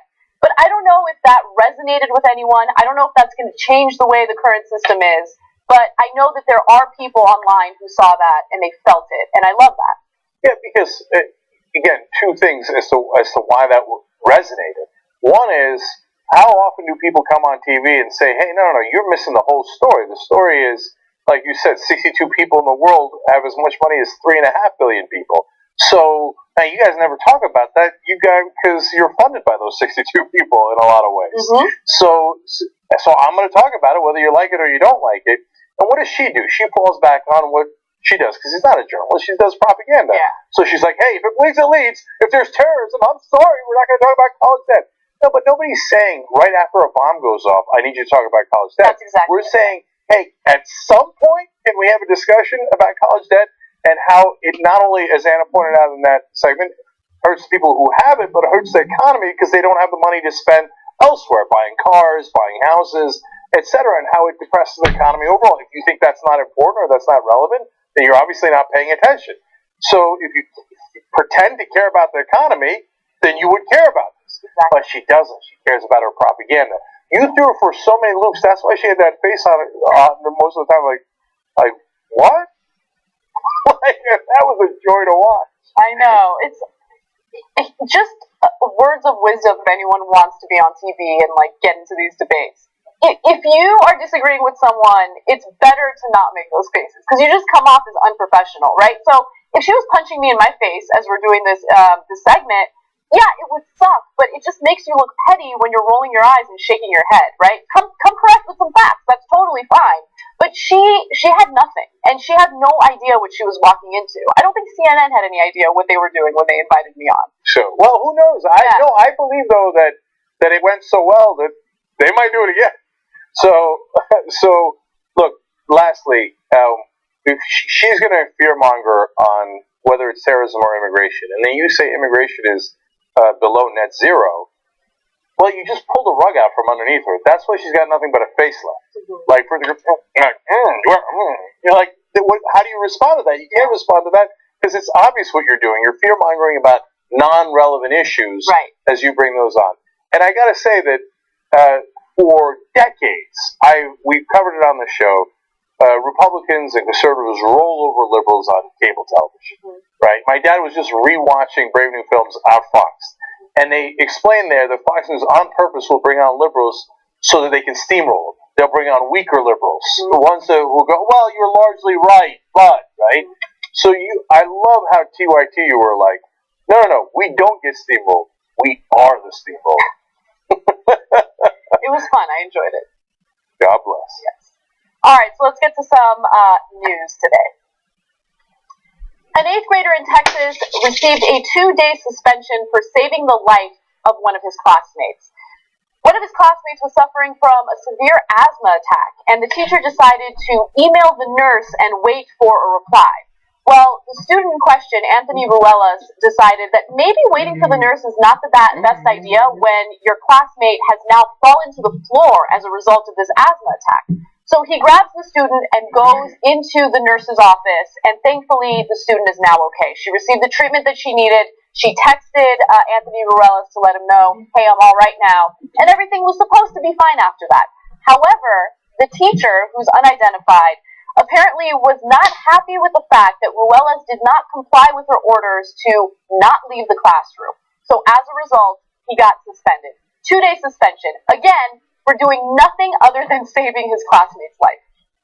Okay, I'm going to 98% agree with you, but I have a little contrarian point to make first, which is that sometimes you do have to break the rules to do the right thing. That's right. And so I always pictured in my head, like they always say, what if there was a ticking time bomb? Would you torture someone to get the information, right? First of all, there is no ticking time bomb, never has been. It's a BS thing in order to just say that you can't, come on, just let us torture, right? There's no Jack Bauer. It's the bomb doesn't go off on the 24th hour, right? Now, if there actually was, for the first time in history, a ticking time bomb, and I felt that I had to torture someone, and I did that, if I did that, I would immediately step down, right? I'd say, okay, I broke the rules, and there has to be consequences for that. So even if it was the right thing, and I saved the person, I saved the town, whatever it is, I can't continue doing this job, because you're not supposed to torture people. Right. It's the wrong thing to do, right? So in this case, the only point I'm making is, if he gets suspended for doing the right thing while breaking the rules because he broke the rules, I don't think that he should view that as such a bad thing. Like, it's almost more of a point of pride and courage that you were willing to break the rules and suffer the consequences to do the right thing. I totally see what you're saying, but at the same time, this is a deterrent for any other student who ends up doing the right thing. And it sends the wrong message because it teaches students what our current education system has been doing for a while. Just comply. Okay, don't think outside the box. Don't break the rules. Don't do anything that could be considered civil disobedience should you be worried about our current political system. Just comply. And I hate that message. That goes against everything that this country is supposed to be about, right? So yes, this is one small issue, but if you look at the broader problem in the country, I think you kind of understand why this pattern exists. We shouldn't create a system that continuously tells people, especially kids, you just need to comply, right? What he did was the right thing. And I don't want any other student to be deterred from doing the right thing in the future just because some ridiculous teacher wants to follow a zero tolerance policy. Well, that gets to the larger issue, which is about the teachers, unfortunately, in this case, and the system that they're under. It's not to blame teachers. It's that the teachers are told, if you don't follow procedure, there's going to be consequences on you. Right? And so you have to follow this mandate. And if you go out 1 inch outside the mandate, we're going to come for you. Right? And so she's told, if a student has a health problem, you email the nurse. We don't send every paper cut to the nurse. Probably the reason for it is, don't send every paper cut to the nurse. Email her first. Go through this procedure. Yes, but be a human being. And this gets to where I agree with you 98% and my number one pet peeve in the world. God gave us a mind, if you believe in God, or Darwin, or whoever. Not actually Darwin. So that we can use human judgment. Yes, normally you would follow procedure. Unless someone is dying on the floor, in which case pick them up and bring them to the nurse. The lack of common sense in this story is what enrages me the most. Because think about that. You are now dealing with a life or death situation, and your strategy is to send an email. To send a freaking email! That's Who doesn't absurd! check for It's email? absurd. If I were that girl's parent, and I found out that teacher sent an email during my daughter's asthma attack, I will do everything everything possible to get that teacher fired. But you have no reason to be anyone who takes care of kids, looks after kids. You don't have any common sense. Well, I would also, though, I'd be more pissed at the administration. Like, hey, man, you cannot set these rules where all the teachers are worried they're going to get fired if they step 1 inch outside the rules. You've got to teach them that they are teachers. Yeah. And part of being a teacher is not just teaching to a test, not just following all the goddamn rules that are given to all these teachers through the system that we've set up, but to actually use human judgment to figure out what's the best situation. Sometimes it's teaching outside of the mandate a little bit. Sometimes it's saving a girl who's dying on the floor instead of following procedure. Right. And I loved Anthony's quote. And by the way, the teacher doesn't disagree. The teacher wrote her own statement of what occurred, and it's exactly what the student said happened. So there's no dispute about what actually happened, except he left out the first 2 words. I'm going to read the full quote. When she said, no, don't pick her up, I'm just emailing the nurse, Anthony said, fuck that. We ain't got that time to wait for no email from the nurse. I actually kind of love it. It's great. It's phenomenal. Amazing.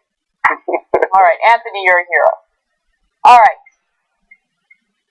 Apple is in the middle of a bitter debate involving your privacy and whether or not prosecutors can use backdoors in order to get encrypted information. Now, this is all about... Sorry. I know. I mean, backdoor is just the best. All right, so that's not what I meant. Damn it! Okay. Sorry. Okay. This is a serious story. It is a serious story. So this all started back in October of 2015 when a student by the name of I forget his name. It's June Fang. Sorry. Well, it all began in October of 2015 when a student by the name of June Fang was being prosecuted for allegedly trying to sell amphetamines to other people, right? So my guess is he was probably trying to sell Adderall or something and he got caught. Now, he admitted that he was doing this, but prosecutors needed access to information in his cell phone to get details about what was really going on behind the scenes. Well, it turns out that he had configured his phone in such a way that if you attempt to find the code to access the phone, after 10 tries, it'll erase all of the data on that phone. Okay, it was configured that way. So the Department of Homeland Security has this incredible software that will try every possible code on the phone until you unlock it. But of course, by the time they unlocked it, they had tried more than 10 codes, so it erased all the data. Now, prosecutors got upset about that, and so they reached out to Apple, and they're like, yo, what's going on? Should you be able to do this? And Apple is fighting back and trying to protect users' privacy. So let me give you some more information. This is from Apple themselves. They say, as an official from the Department of Homeland Security had previously testified, law enforcement had a device to easily run through every possible passcode to unlock the iPhone. But Fang's phone was configured to erase all its data if somebody unsuccessfully tried 10 times in a row to unlock it. In most cases now and in the future, the government's requested order would be substantially burdensome, as it would be impossible to perform. Apple says that future operating systems like iOS 8 and the current iOS 9 are designed to be impenetrable by even Apple itself. So basically what they're doing is they're saying, it's out of our hands, right? We're creating a system that we can't even penetrate. And as a result, if you guys come to us looking for, encrypted data, we just can't provide it to you. Yeah. So, my second favorite part of the story after the back door was the prosecutor saying, yo, Apple. Okay. I'm not sure that's exactly how they phrase it. All right. So, now, this is an interesting issue. Because on the one hand, you've got prosecutors saying, hey, listen, this guy broke the law. Mm-hmm. He eventually pled guilty. Yes. So we need information about his law breaking. Help us out. And okay, that seems pretty reasonable. On the other hand, Tim Cook in his testimony, and that's what's got revealed now, and that's why we're doing this story, the CEO of Apple, said, look, if you start having me give you this information, well, then my users can't trust me because they think anytime the government wants my information, Apple's going to give it to them. Mm-hmm. Sometimes it's justified, but sometimes it's not justified. Especially if I give you a back door, well, then you can come in anytime and get the information without even asking me. So I'm not going to put a back door in, right? And so you want to play that game, I'll design it so I can't even get the information, so there's nothing you can do about it, right? And what was left unsaid, but it's also true, and very relevant to Apple is, now this is the U.S. government telling me, hey, I got a dangerous guy, you got to give me his information. Then there's the Chinese government saying, I got a guy who's dangerous to the republic or to the state, so you're going to have to give me that political dissidence information. Well, I mean, you follow the laws of the U.S., then do you have to follow the laws of China, Russia, Syria, right? Yeah. And the list goes on and on. So I don't think it's an easy question. I don't, because in this case, the guy's selling meth or whatever he's selling. Okay. Yeah. But what if he was a child rapist, a killer, something horrible? Then it becomes not easy, right? Right. But having said that, balancing out all those different factors, I think Apple's doing the right thing, saying, hey, listen, I definitely can't have you access this information anytime you want without a warrant. So I'm not going to put a back door that the government can go in. No way.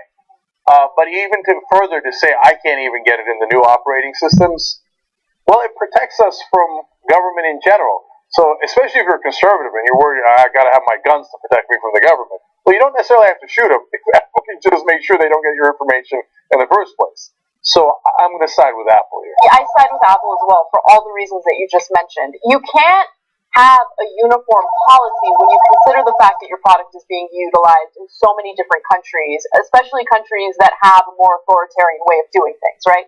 At the same time, even when you do a cost-benefit analysis, even in the disastrous cases involving things like child pornography and things, there are other ways of catching people. Yeah. I think a cell phone is just an easy way of prosecuting. You're a prosecutor, do the dirty work, do the grunt work. How do you prosecute people before smartphones were available? You can still do it. You just want to do it in a lazy way. Now, in this case, they did obtain a warrant, but I still don't care, right? Like, I think that at the end of the day, this is Apple's decision. If they want to protect users' privacy more than anything, then they should be able to do it. And we continuously have these discussions about, oh, let's not regulate business too much. It's going to ruin things, right? Well, I think in this case, maybe it makes sense to ensure that you don't overly regulate a company that wants to do something to protect its users. Again, conservatives should agree with that. So in this case, it's not like you say, okay, all meth dealers, you're free to go. Right. Like Anna said, there are other ways of prosecuting, and there's a lot of other evidence. And there's still the way the government can track you by using your cell phone. They could use it for location that they don't need Apple's help on. Exactly. So there's a ton of different ways to go about this. But we want to ask you guys too, because again, I don't think it's an easy question. Should Apple have let prosecutors have access to an alleged criminal's iPhone? So far, 30% of you say yes, 70% say no, but there's a lot more voting to come. That's on the TYT app. So download the app by typing in TYT in the App Store. We're interested in your votes. We'll let you know what the final vote is tomorrow. All right. Should we take a break? Break time. Quick break. When we come back, some of my favorite stories, including whether you should have weed at your wedding instead of alcohol. That story's got 3 awesome facts in it. And then a politician goes on Tinder. Does he get laid? Yeah, always fun.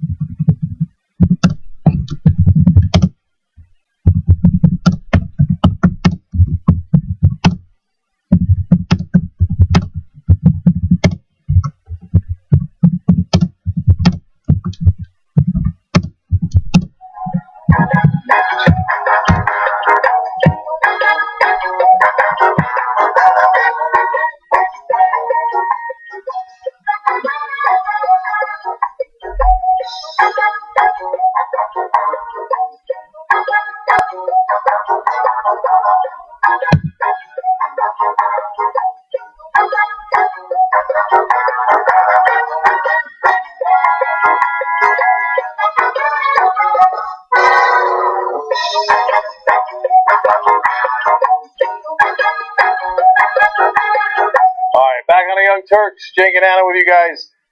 Some excellent tweets for you all. Bernie Cinders writes in, already funny. Anna of House Kasparian, first of her name, Queen of TYT, and of Instagram and Twitter, Khaleesi of the Great Grass, Smoke, and Mother of Dragons. Jeez. Damn, that's a serious title. Thank you. I kind of like it. Joe Anderson, now I'm not saying this. Joe Anderson is saying this. I just want to be clear about this. Anna, I hope that bitch has Obamacare because you just broke her back. Okay. I didn't say it. I'm not sanctioning it. I might even denounce and reject it. Okay. Laura Gelazuna says, this is interesting. When I worked in TV news, it was all about the 3 T's. Already I was fascinated. What are the 3 T's? Tits, tots, and terriers. The news freedom. Wow. Isn't that amazing? So, yeah, if it's cute babies or dogs or big tits, we're in business. Put it on the local news. You gotta come up with something that rhymes with Lee. Okay, anyway, if it's teens, it leads. Okay, no, that's the one. Alright, here we go. Paul Charles says, a little disappointed that Jank didn't have the Fix Your Face clip ready to go after Anna on CNN.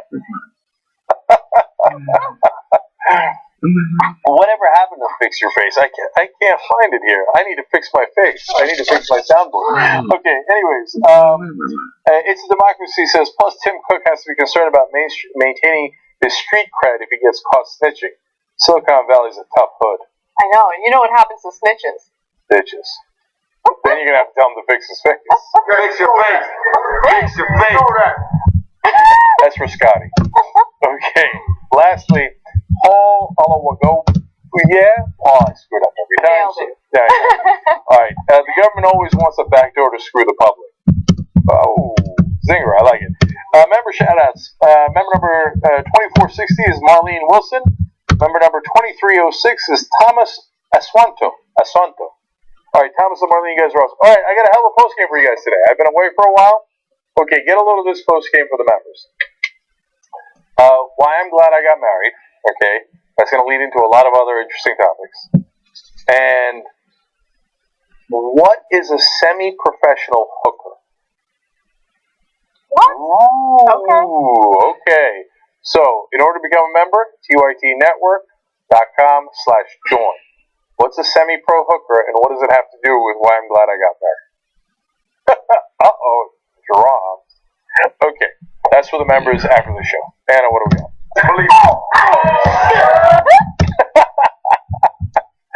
Okay. All right. Now that states like Colorado and Washington have legalized marijuana for recreational use, more and more couples are opting to skip the liquor for their weddings and serve marijuana instead. Now, one of the reasons why they're doing that is because it turns out it's a lot cheaper to skip the alcohol and serve marijuana. Now, alcohol, like, this is an estimate, obviously, but let's say you're having a wedding that's a little on the high end with 100 guests. Well, if you serve alcohol and you're guessing that about each guest is going to have 6 drinks, you're going to spend about $5,600 on booze alone. However, if you want to serve marijuana instead, 1 ounce of marijuana, which will definitely do the trick for 100 guests, will cost you $350. Now, marijuana is a lot cheaper because of the fact that you don't need to smoke a lot of it to feel the impact. You take 1 hit and you're feeling pretty high, right? You know when your mouth is dry, you're getting high. Anyway. Apparently so. Yeah. Apparently someone knows. All right, so amazing facts already pouring out of this story. Yeah. Number 1, average number of drinks a person has at someone else's wedding is 7. That's insane. I don't know. I don't drink that much. So you can tell by my surprise, 7 per person. That's the average. So that means some people aren't drinking at all. Some dudes are having 12, 14 in a wedding. I know. And it's unreal. Now, we live in LA, so the idea that the average drink only costs $8 is also amazing to us. Okay, so if you're going to do it in the coast, your tab is going to be a lot higher. For probably double. It's usually around $15 per drink. Oh, that's painful. Yeah. The average American wedding now costs $31,213.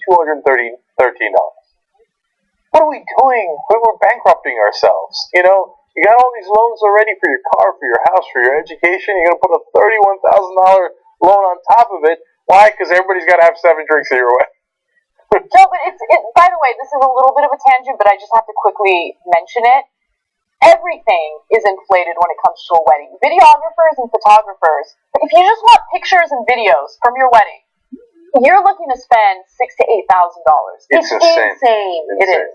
Dude, just hire a couple of friends. I know, but then when you say that, everybody goes, "No, they won't do it right in your most magical moments with your lost forever." Right. Okay. So that's why, since it's such a magical day, everything has to cost more. But this is a good option for making it cost less. So another thing I love in this story, I now know what a bud tender is. Mm-hmm. Not a bartender, but a bud tender. Yeah. And that is such a cool word. I didn't know that it existed. Did you know about that? No, because this is a brave new world, right? Like, this isn't something that's happened for a long time. I mean, we only have a few states that have legalized marijuana for recreational use, so only now can we have something like a bud tender. Yeah. By the way, it turns out bud tenders are super relevant because, so, for example, if you're eating an edible, there's a lot of things. You can hit a bong. How cool would this wedding be? They're like, okay, hey, everybody, mom, dad, grandma, sorry, we don't have alcohol, but we have any kind of pot you want. All right? Yeah. And if you want grandma, you can hit the bong, or you can have an edible, or you can just smoke some weed or some ganja. Okay? Yeah, yeah. So then the bud tender gives you those things. But if you have an edible, he won't let you have anything else for an hour and a half. And that's the best rule a bud tender can have. Because people who've done edibles, like, oh, I don't think it worked. It hasn't kicked in yet. No, let me have more. No. Don't have more. Okay, you do need someone there to kind of keep an eye on people. Look, I think that in theory this is fun, and people are allowed to do whatever the hell they want with their weddings as long as it's legal, right? So if you're in one of these states, have at it. If you think it's a good idea for you and your family, awesome. Me personally, I think this would be a disastrous idea, right? Because you're making an assumption that everyone at your wedding is aware of what marijuana is going to do to them. Like, I know that there are general things that happen to most people, right? But marijuana impacts people differently. So I'll give you a quick example. I love weed, okay? But I don't buy into, oh my God, all you need to do is smoke that sativa and you're cool. You can think, you can function, you'll be really analytical. No, here's what happens to me when I smoke a sativa. I know, it's going to be the calmest wedding of all time. It's like, nobody's dancing, nobody's doing anything. Yeah. On the other hand, your food bill will go up. That's exactly right. But yeah, I want people to dance and have a good time, and marijuana has a different effect compared to alcohol. Alcohol gets people rowdy, and they have a different kind of fun. feel. Yeah. But and you're right too about how it affects different people differently. So, for example, if you were serving marijuana at your wedding, and like there's no way I'd take it because I'd go, I go psychedelic. Yeah. So I'd be like, whoa, there are wolves coming out of the walls. Yeah. Okay, right? And I mean, I don't know what crazy shit I'd do. So, although that might be fun too. Right. And then, of course, the biggest problem is, like, how do you know everybody at the wedding wants pot? That's right. I mean, half the people are going to flip the fuck out. You're doing what at your wedding? Yeah, look, I don't care too much about what other people want. Like, I know I'm talking a big talk because at the end of the day, you cave and you do things that you don't even want to do at your own wedding to make others happy. I already don't believe you, but go ahead. I know, but I don't even know where I was going with that point, to be honest with you. Yeah, like, because you kidding me, dog? You're going to tell your parents, I don't care what you want. We're smoking marijuana at my wedding. Inconceivable. There's no way. There's no way you're going to do that. Yeah, no way. Maybe it's good to have both options. But again, I want people to get up there and dance. And some people can smoke and be active, but a lot of people don't. So give me an edible and you'll see me dancing. So you might not want to. You don't want to unleash that tiger. I don't know. Maybe we do. I don't know. All right. So we wanted to ask you guys the same question. Would you have weed at your wedding? You can go on our TYT app and answer that question. So far, 64% of you say yes, and 36% say no. So I'm amazed. You're not going to substitute alcohol for weed. I don't believe you guys. If you say, hey, I'd have some weed at my wedding on the side, I believe the 64% number more. But the voting continues. But I also want to ask this question. What do you like better? Just flat out. Nobody ever asks, what do you like better, pot or alcohol? Yeah. What do you like better? Right now, 66% you stoners watching the Young Turks, you millennial, guys sitting on the couch smoking your weed. You're sitting on the couch. Not getting anything done. You're on the phone all day anyway. 66% saying you prefer pot over alcohol. One day the prohibition against pot will seem maniacal. Like people won't be able to believe that it was illegal. I know. It's good news that things are changing. But we got to do our final story because all right, good. Let's do it. A local politician in Hawaii wanted to find an irreverent way to reach out to his constituency. So he decided to create a Tinder account and encourage people to swipe right so they can match and he can communicate with them individually, one-on-one. Now, this was a bad idea. And Gregor, who is the person in question here, is going to state why in just a second. But first, I love him. Like, I love everything about him. He's young. He's enthusiastic. He's thinking about creative, unique ways to reach out to the voters. It's a good thing, right? But he's too naive. Yeah, well, other people wanted to love him, too. Yes, that's exactly right. That wound up being the issue. So he said, I thought the one-on-one interaction would be great, but it just leads to other things. Now, he changed his settings so he would match with both men and women, because he's not on there looking for hookups. He's on there I know. Okay. He's on there because he wants to communicate with people. He says, because it's a dating site, there were actually a lot of guys that were hitting on me. I was always having to direct people back to the main focus. They asked me, oh, can I have a date? And I said, well, we can have a meeting and we can talk about government and maybe you can help out on the campaign. Yeah. Aww. Okay. The fact that he didn't know this was coming, unintended mid-sentence, okay, is amazing. You're right. He's like the most naive guy in America, right? And he's like, oh, I just got my tea. I wanted to have a political conversation with you. And then he says, well, it turns out men, or, since I said that, of course, because women might be like, hey, you're cute, maybe we'll go on a date. What did guys do? They didn't ask him on a date. He's just being polite. They sent dick pics. Oh. Okay, that's what happened. He's like, oh, you guys want to have a conversation about the government? They're like, blah, blah, blah. And they're like, I'm sure, I wish we could see the things that they said. I know. Because, there's guys who are like, well, politicians normally fuck us. Can I do likewise? A little turnaround is fair game, right? It wasn't the smartest move. But again, I like how enthusiastic he is. And I like that he's looking for different ways. Like, it's a grassroots effort to reach out to his voters. Oh, it is. Which is great. There's also some chance that he hooked up with somebody. I don't know. I don't want to speculate on that. I just know that I like Gregor, and I like that he cares about the issues. Yes. No, here. We're all for Gregor. Although I think I want someone in government that's a little bit more savvy about the world than like, oh, it turns out if you go on Tinder, guys want to fuck you. Which, by the way, to be fair, I thought that was, what's the other one? What's the game? Grindr. Yeah, I would have assumed that was Grindr. I didn't even know you could do men and women on Tinder, but guys will do you anywhere. Gregor found out that out the hard way. By the way, he actually said that. He said, I found out the hard way. That's not the right way. He didn't mean that pun, obviously. He didn't mean any of it. Look at the kid. He's 29 years old, and he's like, oh, golly, gee, I just want to talk about the government.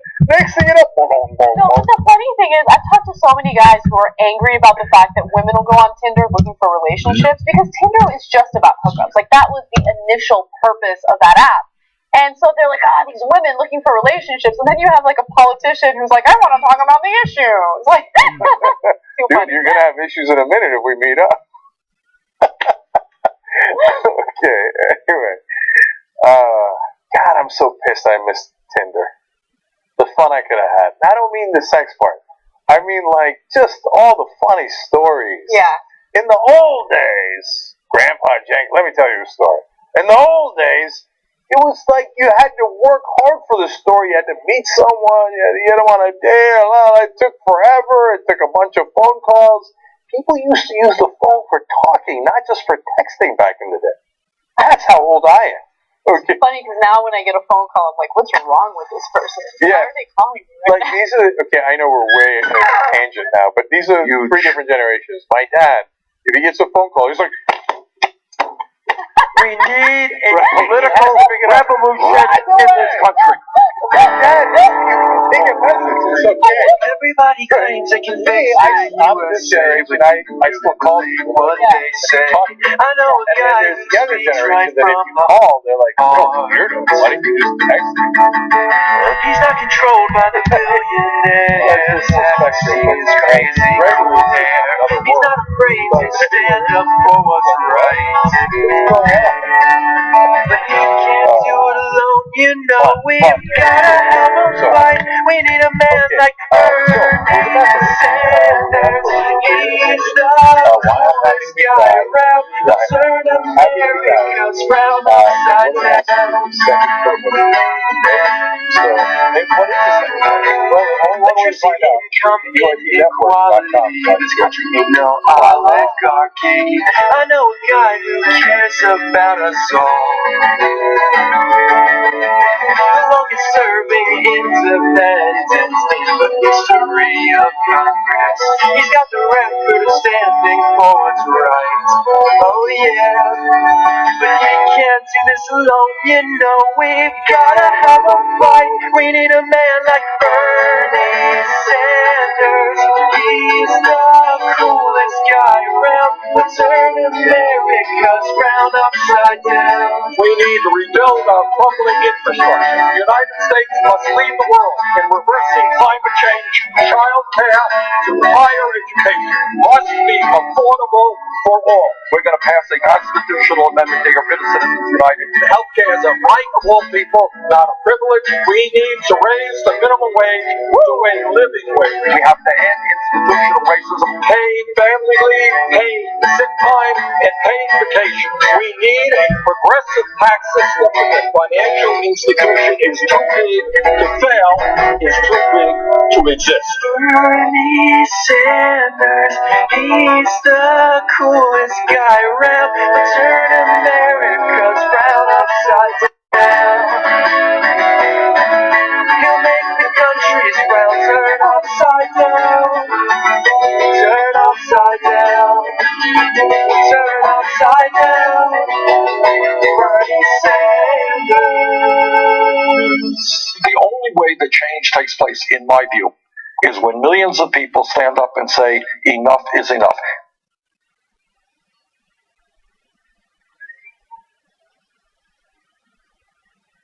Hey everybody, how's it going out there? I'm Alice and I'm in Savannah, Georgia, and that was Leo.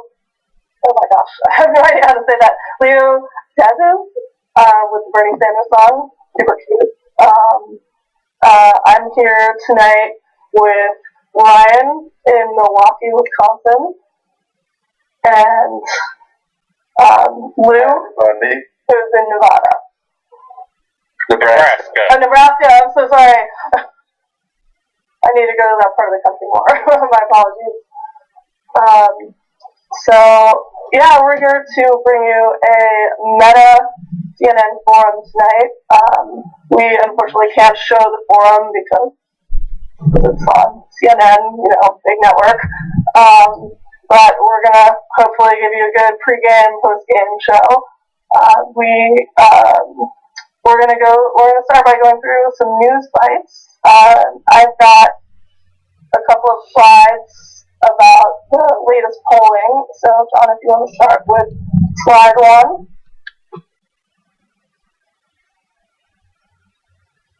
I went too quick. Sorry. Okay, so you got 80 people watching already. Don't tell me that. I'm gonna be nervous. What up to 80 people? Say hi, everybody. How are we going in the audience? Say hi. How are you guys? The revolution will be televised. Right here. Or at least the non-commercial parts of it, because CNN is. So before we get into this slide, Alice, I want to say there's some confusion over the revolution will be televised, because it's actually not televised, it's being streamed. So I'm seeing people use that both ways. The revolution will be and won't be. Either way, it's coming through us, not mainstream. That's what we're trying to say, right? So I don't know which way to go with that. That'll be interesting. That we can talk about with the ice cream too. Here's your latest national primary poll. Okay, so these are the latest numbers, guys. We still have Clinton in the lead, but as you can see, it's kind of up and down.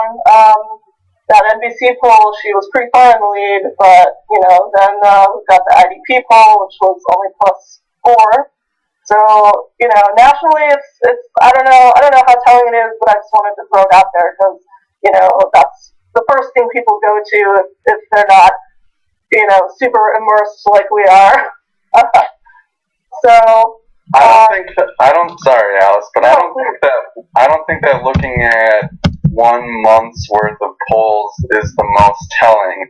I think to really grasp what's going on, you need to look at 3 months, 4 months going back, and just watch that Bernie line just creep up steadily and steadily. And we didn't expect him to be where he is right now at this point. He's still ahead of where Obama was at this point in 2008. So we're on the right track nationally, and I think that the way it's trending is more important than where the numbers are exactly right now. That's a great point. Actually, that brings us right to the next slide, which shows 6 months of poll data, and you can see it's going the right direction. It's definitely going the right direction. Oh, sorry, a cop's going by apparently. Yeah, that's coming for you. Yeah, no, I live in the hood. It's not me. That steady incline is all we can ask for. He's just going up and up. The more people hear about him, the more they like him. That's what he said from the very beginning, so I like the way we're headed. And I really like the fact that he was able to recognize that the name recognition was a primary issue of whether people, because if people know about him, they like him. Right. He's going up against possibly the most well-known woman in the United States, and putting up a fight. And the more people hear about him, the more they like him. He's going up, up, up, and it's a beautiful sight. I love watching that graph month by month. My favorite right now, of course, is the Iowa one, and I don't have the graph. I should have done the graph for Iowa, but a new poll just came out today in which Sanders is still ahead, but only by 1. But still, this is a good trend, you guys. So we actually just talked to Dr. Franz Whitfield, who is in Iowa, and we'll bring you an interview that we had to pre-record because he's at the CNN event, and he had to go sit down, so we had to record it right before we came on air. But he had some great information that we're going to share with you guys in a little bit. Yeah, and even in that Iowa poll, what we've been talking about for a long time now with the polling system is the people that they're actually talking to, and if it is what I assume, that they're talking to people who have voted in the last 2 Democratic elections, then you're ruling out anyone under the age of 26. Right. Which is a demographic that Bernie absolutely dominates. No, he owns it completely. So for him to be even neck and neck in the polls like that, my mind tells me that if you add in those people who aren't included in the polls, he's got a lead, which is a beautiful thing. Yeah, no, the last show that I did, we talked about how crucial Iowa was to Bernie's, next step of getting, through the Super Tuesday states. So I really, I don't know, I'm trying not to, get too excited because I don't want to be super disappointed later, but I'm like, it's looking kind of good, Yeah, I think we're right where we want to be right now, and we just got to keep fighting. We got to keep our pedal to the metal and not take anything for granted and just push and push, because how good would it look to win by 10% instead of 3%? So right. Okay. Just keep pushing. This actually brings me to I know a lot of us are, especially you guys on the Bernie TV crew are like really hardcore volunteers, and this is like crunch time for all of us. I know we're all putting in a ton of time, and I just want to encourage everyone that's like, oh no, the primary is coming up soon, to just take a really deep breath and just do what you can. I've talked to a couple people who are like, oh, I really want to help, I really want to do stuff, but I only have so much time, so I think if everyone does what they can, we're going to get to the right place. So speaking of big leads, do we have the New Hampshire? Yes, we do. Yeah, that is slide number 4. Now that one I like the looks of.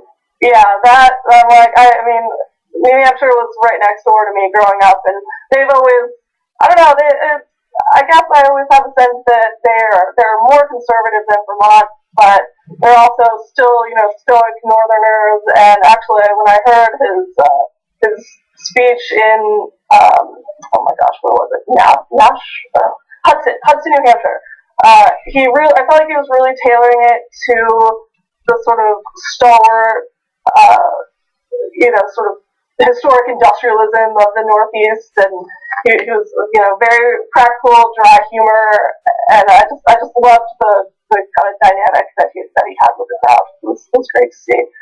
All right, and our last poll slide is just in there for fun, because Bernie always talks about how he would badly give that baby destroy a proper Trump burial. in the general But election. before that, it is not a baby. That's why we have said that it is not an independent life form. You don't have to bury it. You don't have to cremate it. It's fetal tissue. So if you took tissue when you do a biopsy, you take tissue out of something. We have to bury that too? Or cremation? No, this is an attempt to do propaganda to make you convince you see, hey, of course, the biggest number that he's this got. baby we're going to bury. I like Roughly what has no mind, like tell the women before they get to abortion, would you afterwards, no matter how young it is, no matter how early it is, would you like us to bury it winning or the latest three, and Trump part of the reason why they're doing that is because they're pushing this notion which are that Fox and a fetus PPP, is a which person, are right? Like they want people to think of zygotes, of fetuses that are not viable outside the womb as independent life forms. That way, you shame the woman who's seeking an abortion because she feels like she's a murderer, that she's killing an independent life form. So might as well use it so when the numbers are looking good, I know because people who got they abortions, discount, and a lot of it was early on, and a lot of it was because there was a heartbeat. to show that something had gone wrong. There was nothing in the middle. That's the worst actually explanation ever. But also is clearly gaining steam across the country. But there's a lot of different things that go wrong. And what do they have to do? They do an abortion. But it was never a life in the first place. It's a great way to go. It was never a life. Now you tell that woman, okay, now would you like me to put this in a coffee? All right, well that pretty much wraps up my put your morality on us.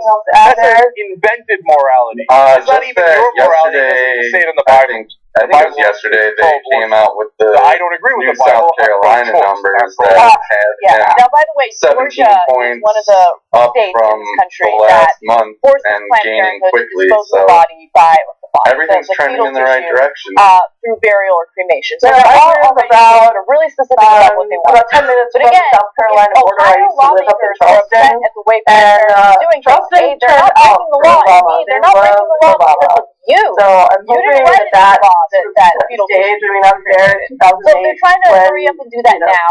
They were trying to take legal action and I've shut down never felt Planned Parenthood inspired right away. But a judge before, intervened and until said, now, no.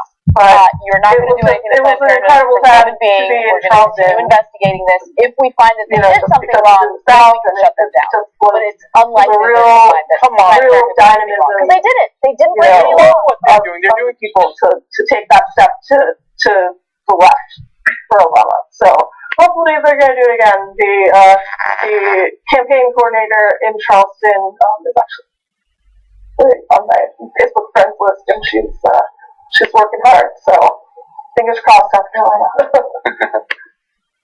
So what about this endorsement today? This country, yes. by law, according to the United States Constitution, is pro-choice. You can disagree with that decision, but that's a sad thing for you. That's the Supreme Court. That's the way this country works. Explaining it The Supreme earlier Court today. decisions I despise. Like Citizens United. I don't say, all right, that's it. Long story short, folks, we had another defector to try to overturn that. They saw the writing on the wall. They saw that the but you don't get to say, no, politics I'm now changing the law state by state, and I'm going to try to ignore what is no longer the way for our That's not how it works, okay? And so today, I am happy to report, we were happy to report here on Bernie 2016 I'm going to try to trick you into giving your choice the lawyer for the family of Walter Scott, which I'll get into in a second, but he is a state representative of South Carolina named Justin Bamford, has decided no. Single investigation. Hillary Clinton does not have the Planned Parenthood is Bernie not Sanders selling baby has a parts true or fetal and tissue. real Not. These are Republicans that to are reawaken investigating the American who dream. desperately want to do damage to Planned Parenthood. And they're still saying there is 20 minutes zero of conversation evidence. I'd like to quote here a statement that says Hillary Clinton is more News and all a those other guys representation of are the just status doing quo when I propaganda. think about It isn't politics true. or what it means to be a Democrat. But Bernie Sanders, on the other hand, is a bold man. He doesn't think like everyone else. He is not afraid to call things as they are. Many interpretations of as I what said, Jesus Mr. Bamford looked like does tend to be represent wrong. Walter He Scott, wasn't this which white guy many with long people in the flowing internet hair and will blue eyes. know. And one It was a researcher 50-year-old wanted to man prove who, it quite by not frankly, was only pulled over relying by the on police scientific in evidence, but also relying Carolina, on was some afraid that he references was of going to be Jesus' arrested, appearance and he in the Bible. ran from So his car Richard Neve unarmed, did this really great and the visual image of what police Jesus officer that pulled him actually over, I have his name is Michael Good looking Slager, Galilee. Okay? basically Around chased the him Syria, about 6 Lebanon feet, area, decided to stop looked like and that. shoot Okay. the man multiple times in the back. What? Gave a story of how he had taken his taser, even though cell phone camera footage showed that he walked. This is something that Walter people have Scott's been body arguing and about dropped for that quite taser some on the time. ground next to But I love He that is currently this indicted in researcher, South again, Carolina. not only used And again, anthropological evidence, Mr. also Bamford used the Bible. is representing Read the Walter Bible. Scott's The Bible family. talks about what God looks like, and he's not I some blonde think dude, is a okay? drastic He looks like that. How could Bernie anybody Sanders ever say in that he was breaking blonde and that blue? quote-unquote You really thought that? firewall You in didn't South think, come on, you Carolina weren't stupid enough to when the believe man it, did who you? is He's got representing Middle Eastern. the He's a greatest Jew from the example Middle of East. racial Of and course he criminal wasn't blonde and injustice blue-eyed. in Why South would he do Carolina that? right The now idea that he's blonde has is just decided as improbable as that he's black. Bernie You has know, people sometimes the say, oh, black Jesus. Bernie has the I think way you're a little forward. confused.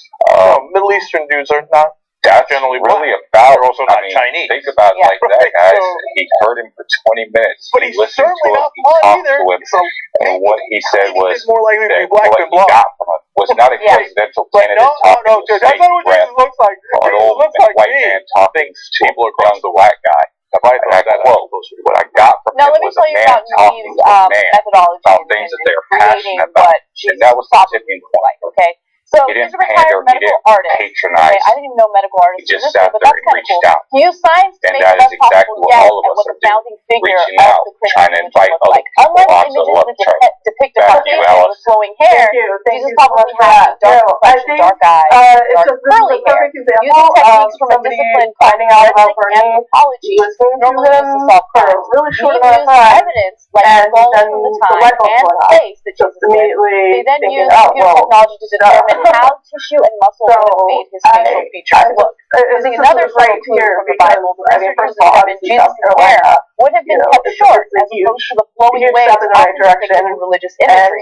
In Corinthians, the Apostle Paul writes that long hair on a man is a disgrace. Criminal justice. Paul wouldn't have written this. Really key and really good to see if Jesus had Bernie getting noticed. I know it's a little random, but that's actually my favorite part. And Lou touched on it too, that there's no pandering when it comes to Bernie. I've seen a lot of people on social media say, I'm voting for Bernie Sanders because of his compassion. And they say that And I think time and time again, you see that in him, that he's not looking for votes. He's looking to better the lives of the American people. He's looking to right the numerous wrongs in our country and get us on a path in the right direction. And I think that's a perfect example that remember how incredibly ordinary he was. He was a Jewish carpenter from Galilee. That's it. See right? that, He was small. to see that he is out for the good of the people, and not just digging for votes. He hardly had any fishing for votes. So it's not like, somebody beat that Jesus guy that's got the thousands of guys following. Politicians. He had about 12 guys that were for sure. And I mean, growing up with you know, him, you can argue about as the mayor of the biggest city in the area, was getting, he was knew my likely neighbors. My neighbors were that's friends. the average height back then. They were like, this is the only place socialists could win an election. Only in Vermont. You think he was just towering? He knew everybody. Like, he was a short Jewish guy. He did the work. He put the time in to really speak and listen. Always amused me. I mean, what I always tell people who are like, the Jews. I'm not really sure who I'm voting for. I'm like, guys, the Jews. He would listen, we'll synthesize, and we'll come up with a mutually acceptable solution to your problem. That's been exemplified so many times. Jewish. He Not wrote the Bible. The guy who wrote the Bible, not the guys who were with Jesus. I know. And if you pin that these are the ones that are honest, compassionate man long hair up against a billionaire or two, then I think it's clear the direction that the American people are going to go. There's a lot of anger and frustration towards that top 1% right now, and if you literally have the matchup in front of you that is we the people versus the 1%, the metaphor impersonated, for better or for worse. I think it's pretty obvious which way the Republicans terrible things out of religion. Right now, actually, went down last weekend, and it was in sort of a suburban neighborhood. It was definitely outside of the downtown area of Santa. And there were tons of undecided voters. We were really Germany, I'm from Norway, I'm from the U.S., wherever. They're like, oh, it's going to be Hillary or Bernie, it's going to be Trump or Bernie. And one lady, last time I went down, said Trump, Carson or Bernie. And so they're like, okay, actually, I'm seeing the shelter in Kentucky. Can we what's happening in the chat? Children, because they were concerned that the women were tempting the male homeless individuals into having sex, and they can't have that. Now, this is American Christian Ministries in Kentucky, and according to the director, cannot show the feed he says they may want to meet or slip in a room occasionally. We can't have that. Network It seems like these last have days is decided getting worse. presidential town halls like this cannot be presented to you. Woodward insists that's that the number decision one. has been There made was a lot of based questions, on and you guys are teachings in the starting to Bible, allude but he to it. admitted that women are not completely the sex Another problem. billionaire moving into the race against Bernie. They decided to kick out maybe the we should women and the really children. start looking at that. I don't think they should have kicked out anyone. Hey, So if you think I'm making an obviously the argument news they should have circles gotten are rid of talking. men, They think then that's one not their billionaire is going against him, But if they're having a sex and a problem, millionaire it seems candidate like they were having a who sex is supported by problem. billionaires I feel like there are other ways let's to throw mitigate another that billionaire issue, in the right? race. Throwing people out on the street, So Lou, before you guys go there, I saw some questions about what we are doing. Well, you think they were having a sex problem? I think they were having a sex solution. Well, what we're doing is a little meta. I agree, but who knows what kind of situation it was? Now that Alice and Lou and Ryan are going to provide you with I know that they can't have it. It's a church trying to help them. They don't want them having sex. And there might be kids around. There's a lot of good reasons why they shouldn't be having sex.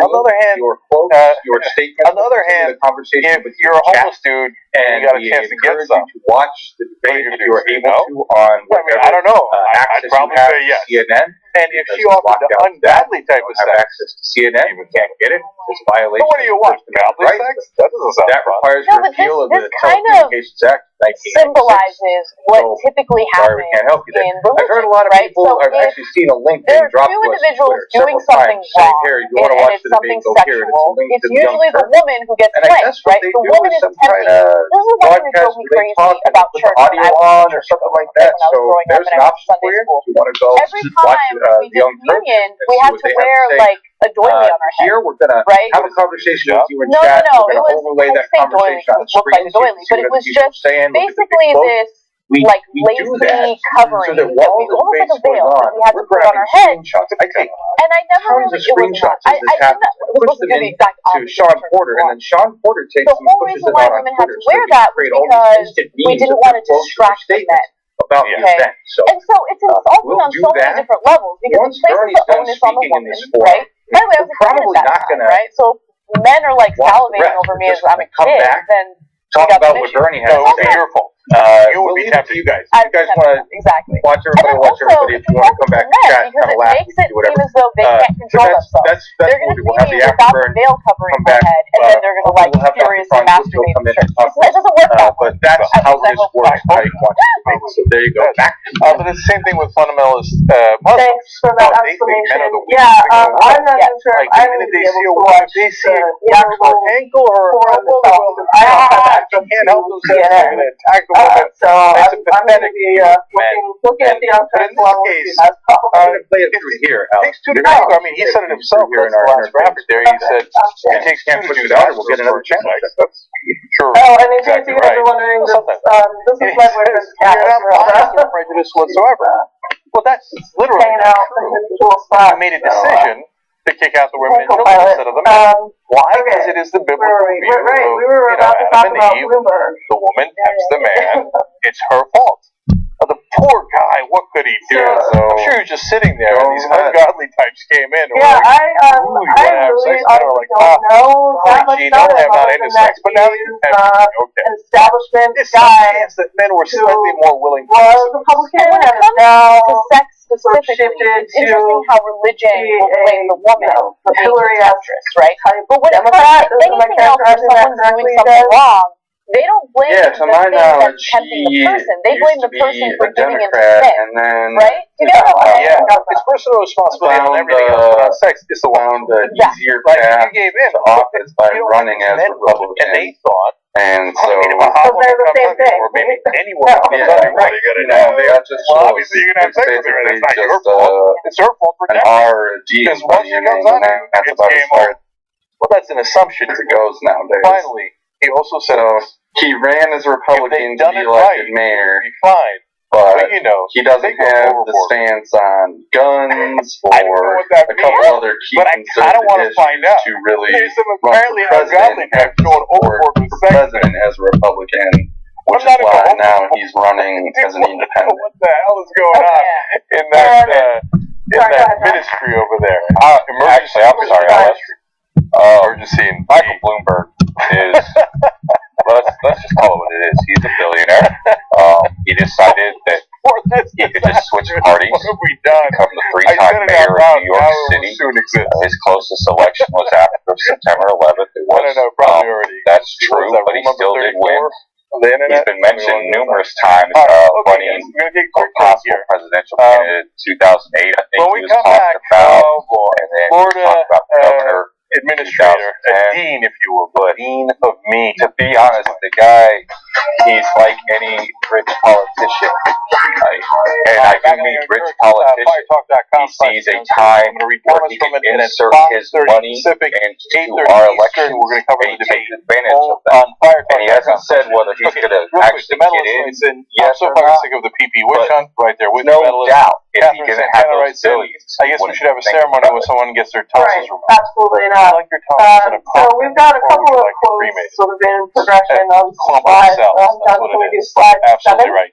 Seersucker motherfucker. So Reuters did an article about potential I do wish Bloomberg people would bid show a little, and at said least a that little both backbone Hillary against all and this BS. Bernie are not too psyched about the idea. According to Reuters, They said that they wouldn't charge anymore for the transportation fee, so they admitted they were guilty. Believe that Bloomberg entry into the race could siphon Democratic votes and be another blow to Clinton. But then Clinton, on the next slide, had makes a good point and corrects us. Jesus is ripped. I don't know. I Where's was trying to figure out exactly what they're saying. I'm not really 100% sure how to interpret this. Actually, to my knowledge, Bloomberg was saying that he didn't want Bernie to be president, and so if Bernie got the Democratic nomination, he was gonna jump in to not let Bernie become president.